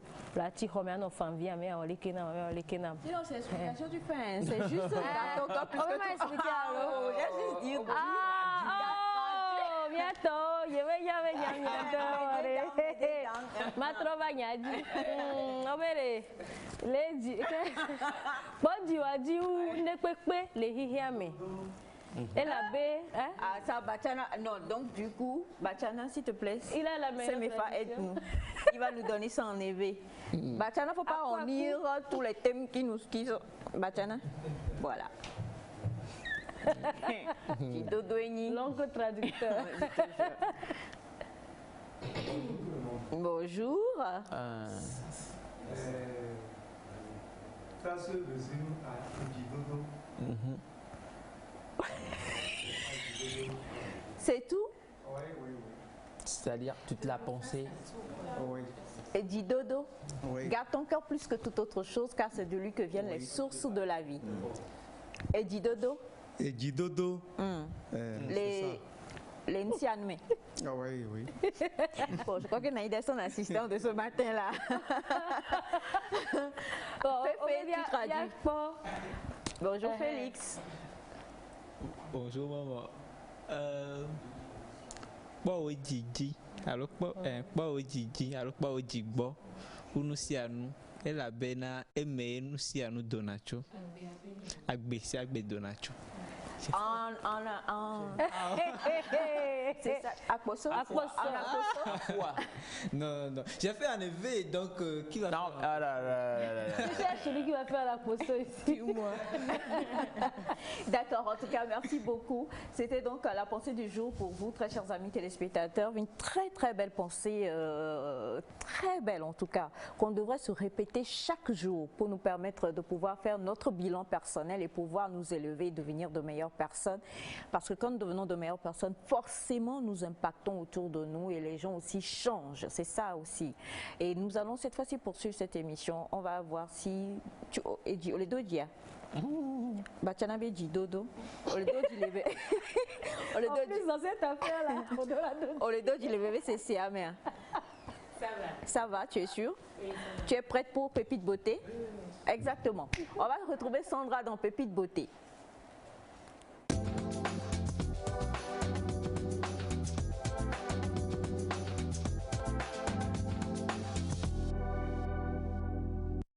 Alors, Monsieur Luc, depuis l'Egbacito, qui demande qu'on puisse traduire en kabien, ne vous en faites pas, on va revenir tout à l'heure, ne vous en faites absolument pas. En Akoso, on dit Zovodou, quelque chose comme ça. Félix nous dira tout à l'heure. Bonjour, maman, réponds-moi, c'est Navi qui entretient votre peau? Oui. Et puis, comment on appelle ça, voilà. La fois dernière, les aînés disaient on avait des projecteurs. Nous sommes contents de voir des ampoules LED. Donc, ce sont nos ampoules LED qui entretiennent aussi, de concert avec Sandy, qui entretiennent ma peau. Mais bon, pour tout ce qui est de ma peau, mes cheveux, de tout le tintouin, c'est la nouvelle référence. Je dois présenter les produits, donc je suis en train de les résumer. Ça marche. Et bon, j'attends que... Bref, Sandra, tu es là avec ton assistante. Oui, je suis là avec mon assistante aujourd'hui. La dernière fois, on a commencé par parler des crevasses, ou bien des talons crevassés, des talons fendillés. Et beaucoup ont demandé à savoir c'est quoi les pierres ponces ou bien qu'est-ce qu'il faut pour pouvoir lutter. Mais bien avant, nous allons revoir les images pour toutes ces personnes qui n'ont pas pu voir de quoi nous parlons. Nous parlons tout simplement des talons crevassés. Il nous arrive souvent de les retrouver par manque d'entretien. Ça peut arriver juste par manque d'hydratation. Ça peut arriver aussi juste parce qu'on a une peau très sèche qui n'est pas entretenue. Maintenant, pour pallier à ça, nous avons plein d'astuces. Mais avant les astuces, quand vous vous retrouvez avec des talons très fendillés comme ça, faire le tout possible pour aller vous faire un soin. Pourquoi? Parce qu'on peut traîner des bactéries, ça peut devenir même une infection très grave et ça peut même avoir atteint au pied jusqu'à ce que vous ayez d'autres problèmes. De la même manière, quand nous parlons de talons fendillés, nous avons la plupart des temps, il y en a qui donnent des excuses pour dire que je marche trop. C'est faux, ce sont des mythes.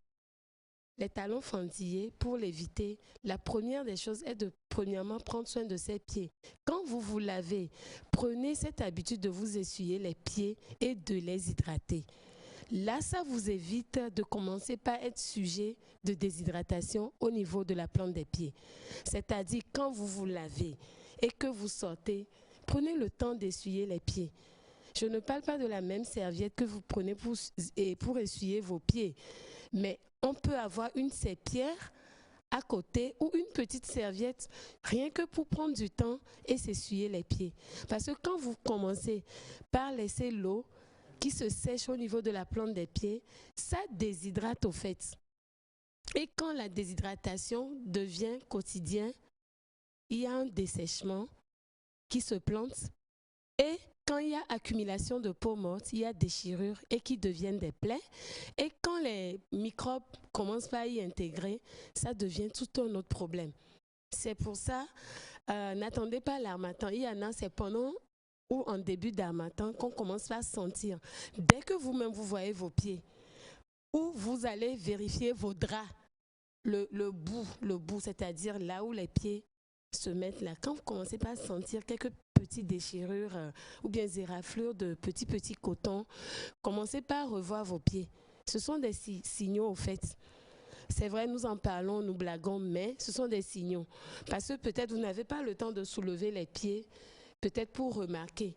Mais dès que vous commencez ce blanchissement au niveau des talons, ce sont des signes. Maintenant, quand vous négligez que ça s'accumule, c'est là où il y a masse de peau morte. C'est pour ça qu'il est conseillé, ne serait-ce qu'une fois par mois ou tous les 3 mois, d'aller se faire des soins de pied. Maintenant, si vous n'avez pas les moyens ou le temps d'aller le faire, prenez du temps pour vos pieds, ne serait-ce qu'une fois par semaine chez vous à la maison. En fait, tu parles, tu as croisé les jambes, il y a M. Simon qui observe bien tes talons pour voir s'il n'y a pas de souci. Bon, l'esthéticienne, donc laissez ses talons forcément. Elle a de très jolis talons. Hein. Je ne sais pas si on peut montrer. Mais pas les talons des chaussures, même elle a de très jolis talons. Je sais pas. C'est comme mes talons. Bon, vu que tu es maniaque aussi un peu, c'est normal. C'est comme tes talons, Elias. Donc, pendant qu'on y est en même temps, le mieux encore, tu as parlé d'hydratation. Oui. On commence. Oui, on commence. Les gens ont demandé à savoir. Voilà, alors, vous voyez, très beau, très lisse et tout ça. Une petite serviette pour le pied. Normalement, à défaut de ses pieds, parce que quand je vais parler de ses pieds, beaucoup me diront qu'ils n'ont pas de douche dans leur chambre. Papa, la fois. Non, mais quand même si on n'a pas de douche dans notre chambre, en sortant, et, même si on est dans une maison, comme on dit, population. Voilà. Oui. Et qu'on sort en venant devant notre porte, oui. On peut s'essuyer les pieds sur notre serpillière avant de rentrer dans la chambre. Effectivement, c'est la toute première des choses. Maintenant, pour toutes ces personnes qui sont déjà, ou bien qui commencent par remarquer, mais ne savent pas quoi faire, commencez par racler. Et nous avons la râpeuse ou la pierre ponce qui a été refaite. Avant, c'était des anciennes pierres ponce qu'on appelle la hiranté. Maintenant, nous les avons sous. C'est ça. Merci, Naïda. Donc, oui, ce sont des pierres qui ont été, pour dire modernisées, au fait. Donc, nous les avons selon la sensibilité de vos pieds. Le tout premier, c'est pour les gens qui ont les pieds trop durs, très rocailleux. Le deuxième, c'est pour les pieds moyens. Et la troisième, c'est pour les pieds un peu sensibles. C'est ça. Donc, nous en avons besoin normalement dans nos douches, si possible.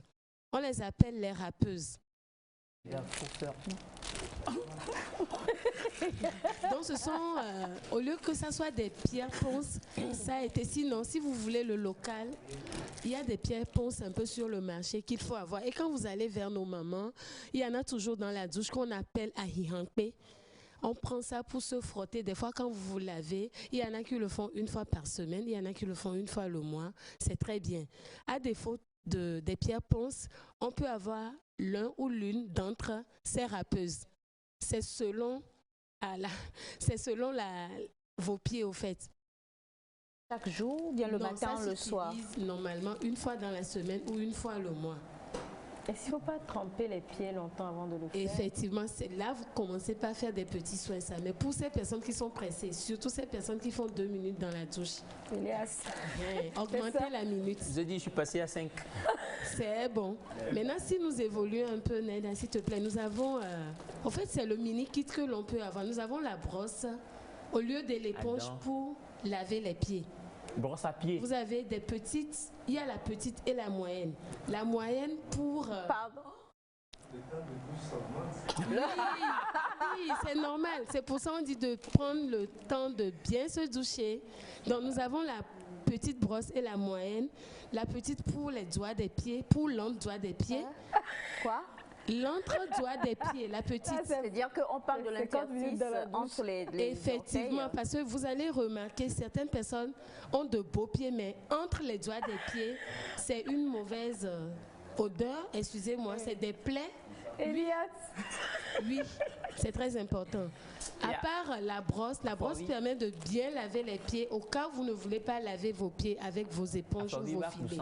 À défaut de la brosse ou de l'éponge, ayez toujours cette éponge qui est à toutes les pieds. Pour les pieds. C'est pour ça la dernière fois en parlant, oui, c'est pour ça que j'avais précisé qu'il faut avoir 3. C'est pour ça que nous avons plusieurs couleurs.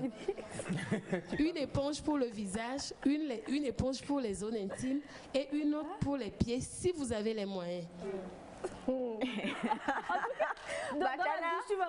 que le mariage tient? Le mariage, il tient? Oui. Non. Ah. Je ne vais pas dire ça dans ces 2 minutes. Non, je ne refuse pas qu'elle utilise tout ça là. Voilà. D'accord. Mais là, oui, non, parce que justement, ça sera problème. Oui, mais justement, le problème, ce que je voudrais qu'on puisse dire en même temps, c'est pourquoi je les fais réagir. Tu vas voir que les hommes ont commencé par rigoler parce qu'ils trouvent ça. Alors là, les conseils que tu donnes, ils sont masculins ou ils sont féminins? C'est des conseils pour tout le monde. Vous entendez, messieurs? C'est des conseils pour tout le monde. Pourquoi? Parce que nous venons de montrer. Par exemple, ça, c'est pour des personnes.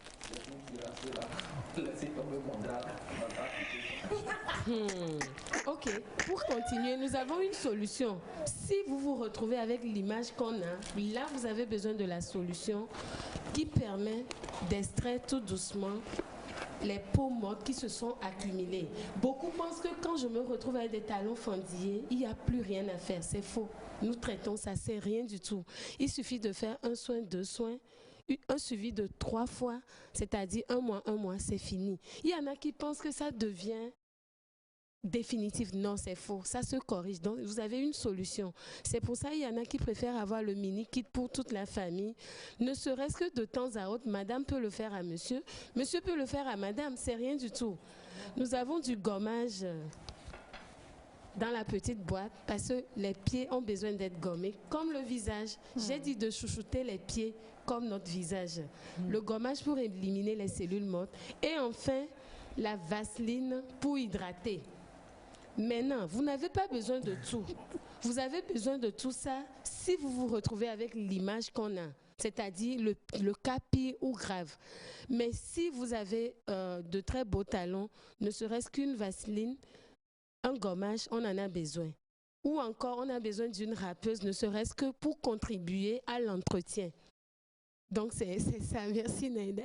Alors, justement, on en parle.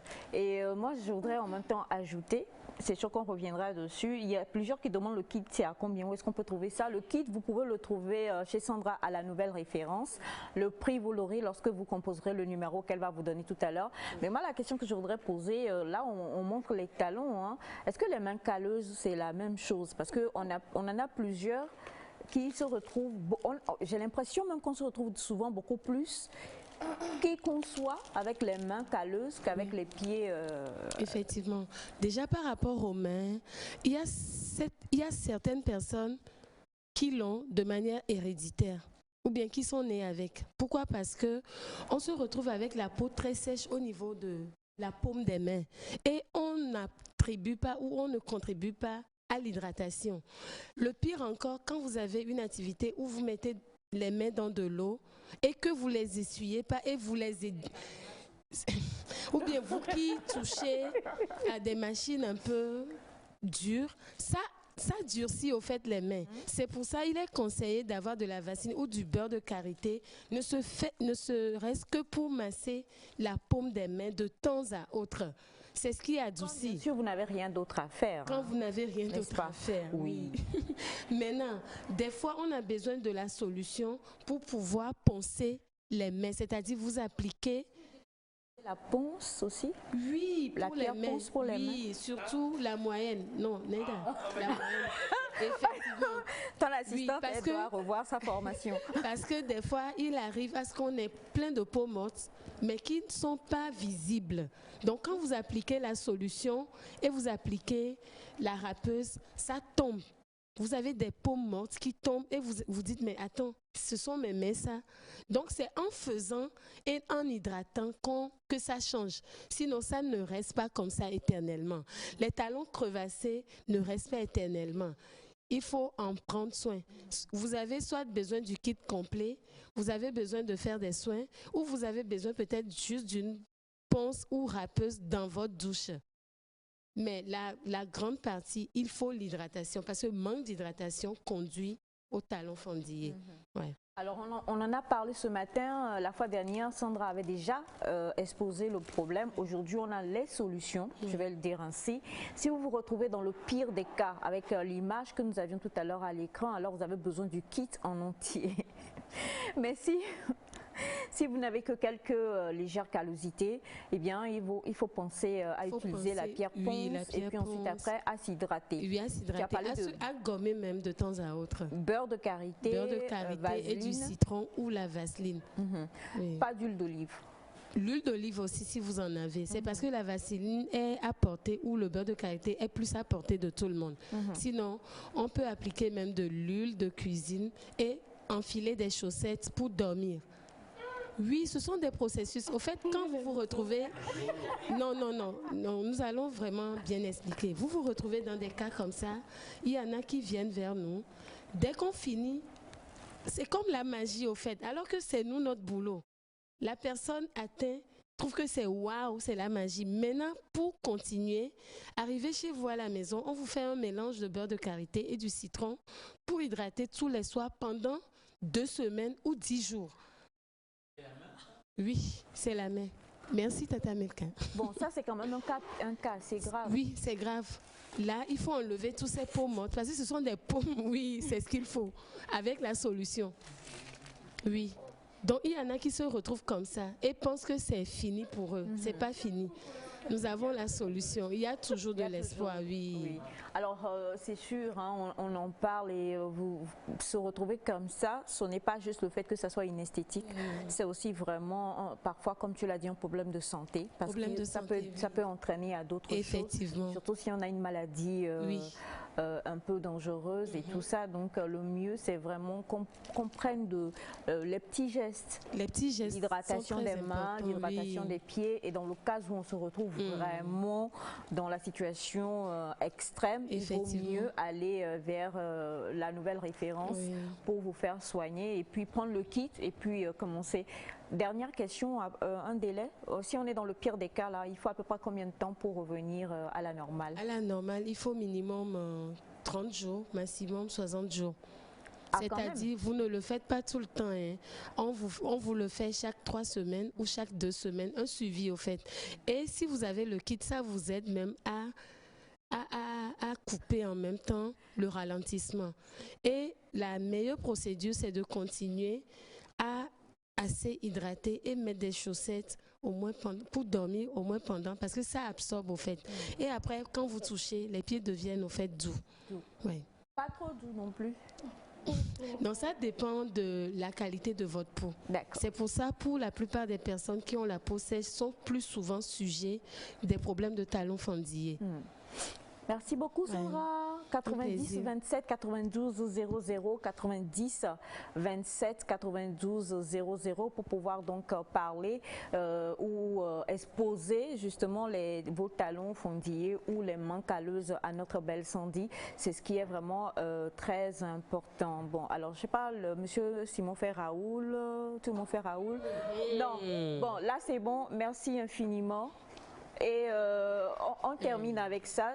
Oui, ça se corrige. Ça se corrige. Oui, ça se corrige. 27 92 00, c'est sur ce numéro-là. Donc, vous contactez Sandra. Si vous avez les talons fendillés, et n'oubliez pas, l'harmattan commence par venir un peu. C'est important de pouvoir avoir les bons gestes pour se prémunir. Nous allons retrouver Félix qui va nous donner 1 ou 2 informations et ensuite nous allons aller à Next Story.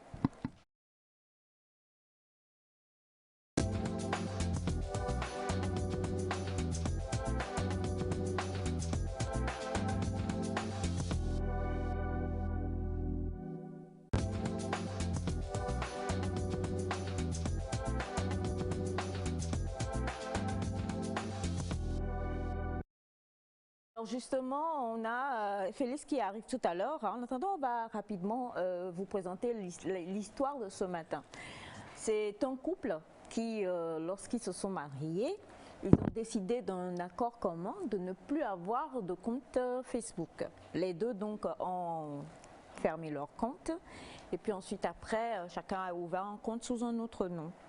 Et les choses faisant, je sais pas, comment vous dites là, le truc de Facebook, si vous avez un ami commun, vous finissez par vous retrouver et tout ça. Donc ils ont fini par devenir amis, monsieur et madame. Et ainsi de suite, ils ont commencé par échanger, par parler et autres et tout ça. Et puis monsieur a commencé, le cœur de monsieur a commencé à faire lingalingaling pour mademoiselle. Pour la mademoiselle, ils ont mis de fausses photos de profil et tout. Alors monsieur a décidé qu'il va tenter sa chance. Il va dire à la jeune femme qu'il veut la rencontrer. Mais il a décidé de lui dire la vérité d'abord. Au cas où elle accepterait de le rencontrer, il a préféré lui dire que ce n'était pas sa vraie photo de profil qui était à l'écran. Bon, à l'écran, sûr en tout cas. Et donc il dit à la jeune femme, voilà, ce n'est pas ma photo, et ainsi de suite et autres et tout. Voici, je t'envoie moi-même ma photo. Et madame voit, et c'est la photo de son époux. Qu'est-ce qui se passe? Elle dit, oh mais écoute, il n'y a pas de souci, voilà et tout ça. Parce qu'elle s'est dit, bon ben voilà ce que je vais faire, je vais tout simplement faire doucement et puis je vais squinch ma page, je vais fermer ma page. Elle dit que monsieur a discuté avec elle et puis quand monsieur a dit est-ce que tu veux qu'on se rencontre et tout ça, elle lui a dit franchement non, je ne voudrais pas et tout. Mais quand même monsieur lui a dit écoute, vu que sur la page ils se disent qu'ils sont dans des pays différents. Donc voici ce que je vais faire, moi je vais te donner tout ce qu'il faut afin que tu puisses venir ne serait-ce qu'un week-end pour qu'on se voit. Donc, je t'envoie l'argent pour le billet d'avion, je t'envoie tout. Sandra. Et qu'est-ce qui s'est passé? C'est exactement ce que le monsieur a fait. Quand elle a voulu lui dire que non, elle lui a dit, mais le monsieur lui a envoyé un message avec le numéro de transfert. Voilà, je te transfère, voilà, tout ça. Et le monsieur a transféré l'argent sur le compte. La dame était très énervée. Parce que justement, monsieur lui dit qu'il y a des problèmes chez lui au boulot, donc c'est elle qui prend en charge les dépenses du foyer et tout ça. Donc elle a pris l'argent et puis elle a fermé son compte Facebook. Impossible pour monsieur de savoir où est passée la jeune demoiselle et tout ça, mais elle a pris l'argent. Maintenant, monsieur est rentré et monsieur est sur ses dents. Monsieur est sur ses nerfs et il n'arrête pas de frapper les enfants à la maison, d'être totalement méchant et autres et tout ça. La dame demande si elle doit lui renvoyer l'argent sur son compte ou pas. Voilà, Sandra, c'est exactement ça. Donc c'est la question qui est posée. Et faut-il ou non renvoyer l'argent sur le compte du monsieur afin que son humeur redevienne bien et que bon, bah, la paix revienne à la maison. C'est Mifa? Donc en attendant que Sandra commence, est-ce que tu veux aller donner le micro à Bachana pour qu'on puisse avoir son avis? Moi, ce que j'aimerais dire rapidement, c'est que c'est bien, ils se sont trouvés, ils se sont encore retrouvés sur Facebook. Non, mais personne ne sait.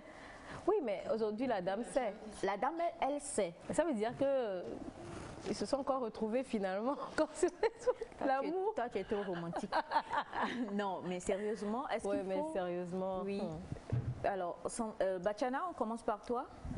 Faut-il rendre l'argent, remettre l'argent sur le compte du mari afin que le monsieur descende, enfin revienne à son tempérament normal, peut-être et devienne gentil à la maison avec les enfants?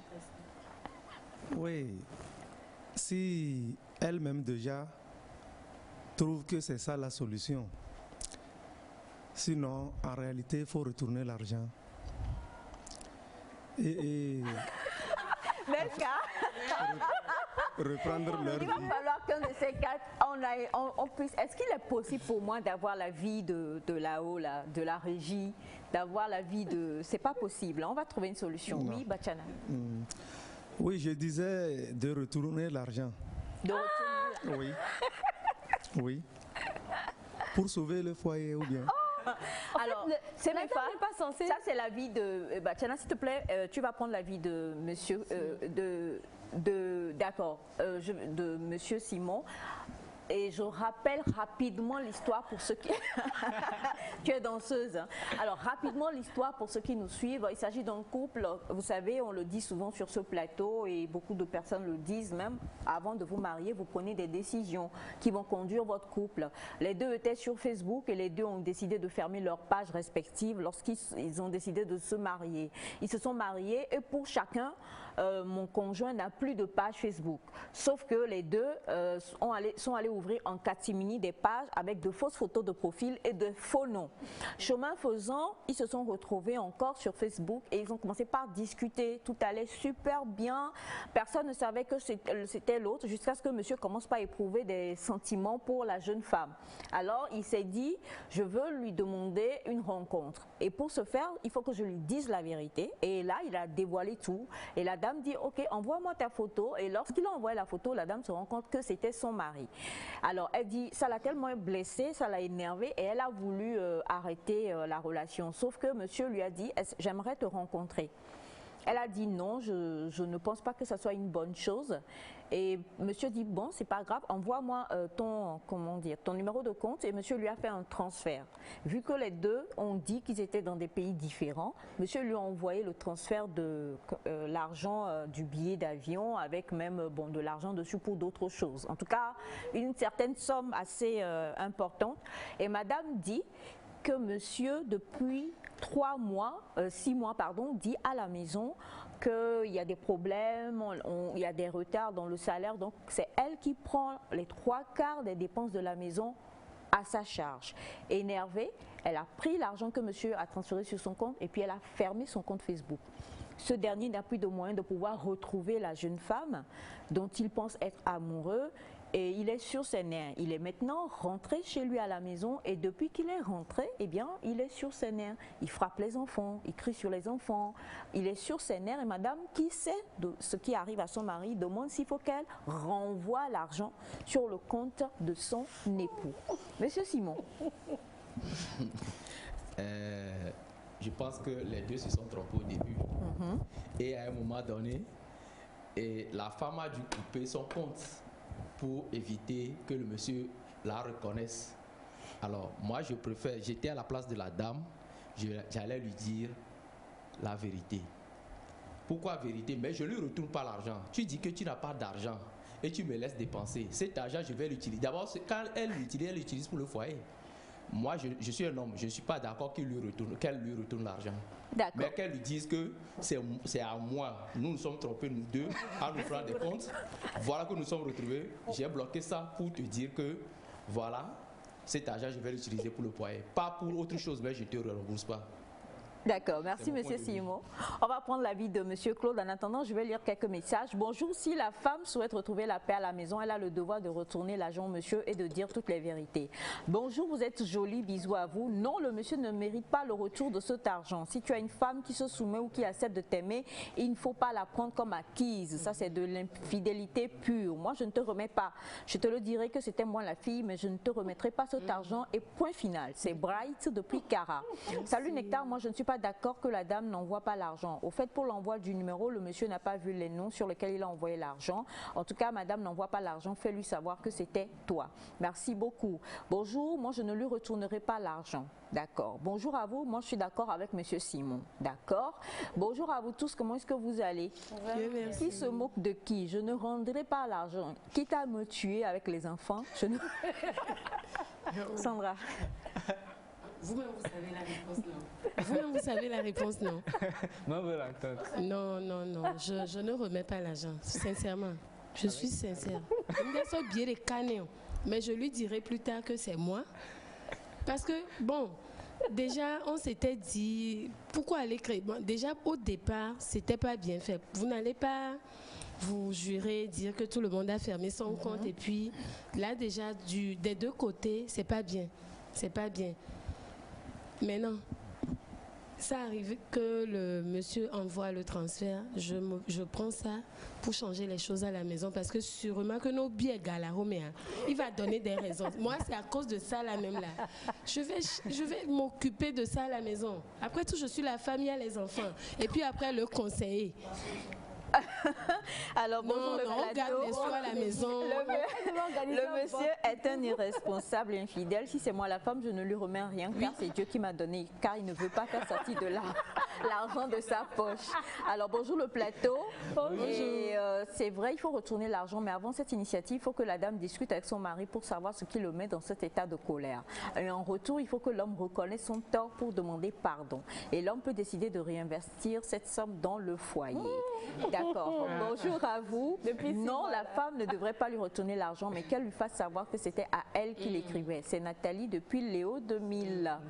Bonjour à vous. Bonjour. Je suis totalement d'accord avec Sandra. Nos hommes là vraiment et des fonds. Alors bonjour, la dame doit présenter d'abord ses excuses. Ensuite, faire la morale à tous les deux et présenter également l'argent. Monsieur Comlevi depuis Tablibo. Bonjour, moi je suis d'accord avec l'idée de monsieur Simon. Si c'était moi, je ne vais pas retourner l'argent à mon mari. Bonjour, pour moi c'est inconscient. Bon, mais ça va être compliqué, il y en a trop. Naïda. Organiser un rendez-vous. C'est caché midi. Oh, tada! Et l'argent. Et l'argent. Il a donné ça à la fille, non? C'est ce qu'elle a pris pour arriver. C'est l'argent. C'est le but. Non mais, donc tu rends pas l'argent. En fait, tu sais, ce que je me dis, c'est qu'il ne sait pas que c'est elle qui a l'argent. Donc théoriquement, il se dit qu'il s'est fait avoir par une femme, voilà, il n'en parlera pas. Donc elle renvoie l'argent ou pas? Moi, je préfère qu'il se voie. Qu'elle organise, parce que s'il lui dit c'était moi, ok, mais qu'elle organise le rendez-vous, qui n'ait plus aucun doute que la fille est bloquée contre ta il écrivait, c'est elle quoi, qui se voit et qui se dise la vérité, parce que ça sert à rien. Et maintenant lui qui dit qu'il n'y a pas l'argent, mais il arrive à envoyer l'argent de billets d'avion. On sait que billets là, c'est pas moins de au moins 150 000. Que les hommes il n'y a apprennent rien des dans la leçons. maison et tu arrives à envoyer ça à quelqu'un, plus les frais accessoires ou d'autres choses. Ils vont s'expliquer. Moi je me dis, vaut mieux qu'ils se rencontrent, qu'ils sachent que c'était à elle qu'il écrivait, qui s'explique. En tout cas, c'est ce que je pense. Et rendre l'argent, c'est ce qu'elle a pris pour arriver. Donc, elle renvoie l'argent ou pas? Non. Parce que quand non. Non, elle renvoie pas l'argent. Elle renvoie pas l'argent, mais avant, elle essaie de causer avec le monsieur, comment on dit en anglais, pour voir s'il aura le courage d'avouer qu'il y a une telle chose. Les avouer, à bien son moitié. S'il avoue, la femme aussi aura l'obligation d'avouer que c'est comme ça s'est passé. Mais s'il continue par cacher, c'est que madame garde l'argent et elle l'utilise pour les dépenses de la famille. Si elle veut entreprendre aussi, vas-y. Alors, salut Nectar, s'il vous plaît, n'a qu'à garder de l'argent. Si c'était à une autre réellement qu'il avait envoyé l'argent, alors, si elle lui dit la vérité, il ne va pas prendre ça comme une leçon, il va continuer avec d'autres. Le monsieur n'est pas un responsable. D'accord, merci infiniment. Et on a bonjour à vous tous. Bonjour. Les deux sont infidèles. Bon, bonjour à vous. Good morning, Nectar team. Morning. As for me, I will never return the money and I will tell him the truth for the peace of family. Thank you so much. Bonjour. Elle ne devrait pas renvoyer l'argent, mais doit lui faire savoir que c'est à elle qu'il écrivait. Bonjour à vous tous. Bonjour. Pour ma part, une chose est sûre et certaine, l'argent, je ne le rendrai pas. Point barre. À moins qu'il vienne lui-même, de par sa propre volonté, me dire ce qui lui est arrivé. Et là, moi aussi, je lui dis, mais je ne lui donne pas la totalité de l'argent. Mais en fait, les deux entretenaient la relation. Il avoue, je lui donne la moitié. C'est affaire et à business. En fait, c'est pas facile à un homme d'avouer. C'est pas facile. Il va pas avouer, non. C'est facile de venir dire à la maison que non, je ne suis pas sûre. Oui, c'est pour ça que moi je dis vaut mieux que la femme. Oui, en fait, c'est mieux qu'il s'asseye et qu'il en parle. Comme Félix a dit, dans une minute. Il faut. Est-ce qu'il va avouer? En fait, il y a des. Si tu connais ton mari. Qu'elle organise le rendez-vous. Il est chauffé, il va avouer, il va prendre la moitié. On fait contrat là. Il ne va jamais avouer. Oui, il saura. Oui, ou bien elle non, monsieur Bachana. Tant que l'autre femme. Non. Il va le faire. Il va faire semblant de regretter. Oui, mais moi, il vaut mieux faire un rendez-vous. Il ne sait pas que c'est elle qui arrive. En tout cas, très chers amis téléspectateurs, doit-elle remettre l'argent, doit-elle ne pas remettre? Vos avis sont totalement partagés. Avant de terminer, il nous reste 30 secondes pour terminer cette émission. Nous voudrions souhaiter d'abord une très belle journée à deux belles, magnifiques dames qui sont à la poste. Madame Nadège, Madame Reketou, qui nous suivent tous les jours, à qui on fait de gros bisous. Voilà, elles se reconnaîtront. On vous embrasse fort. Demain, c'est reparti encore. Et on voudrait souhaiter un très joyeux anniversaire à un jeune homme excellent que vous avez l'habitude de suivre dans la pause Health Smoothies, comme on l'appelle sur les réseaux, Yannick, voilà, qui a soufflé une bougie de plus le samedi dernier. On espère qu'on va avoir beaucoup de smoothies à boire, mais chose est sûre, en tout cas, envoyez-lui plein de choses. On lui souhaite d'être heureux, on lui souhaite beaucoup de belles choses, que la grâce l'accompagne et que sa vie, en tout cas, soit totalement belle. Merci à toute l'équipe qui était avec nous. Merci à Melka pour le gros cri. On sait que tu ne vas pas renvoyer l'argent. On va entreprendre. Et on vous aime tous, on vous embrasse. Restez sur la télévision togolaise. Bye bye et à demain.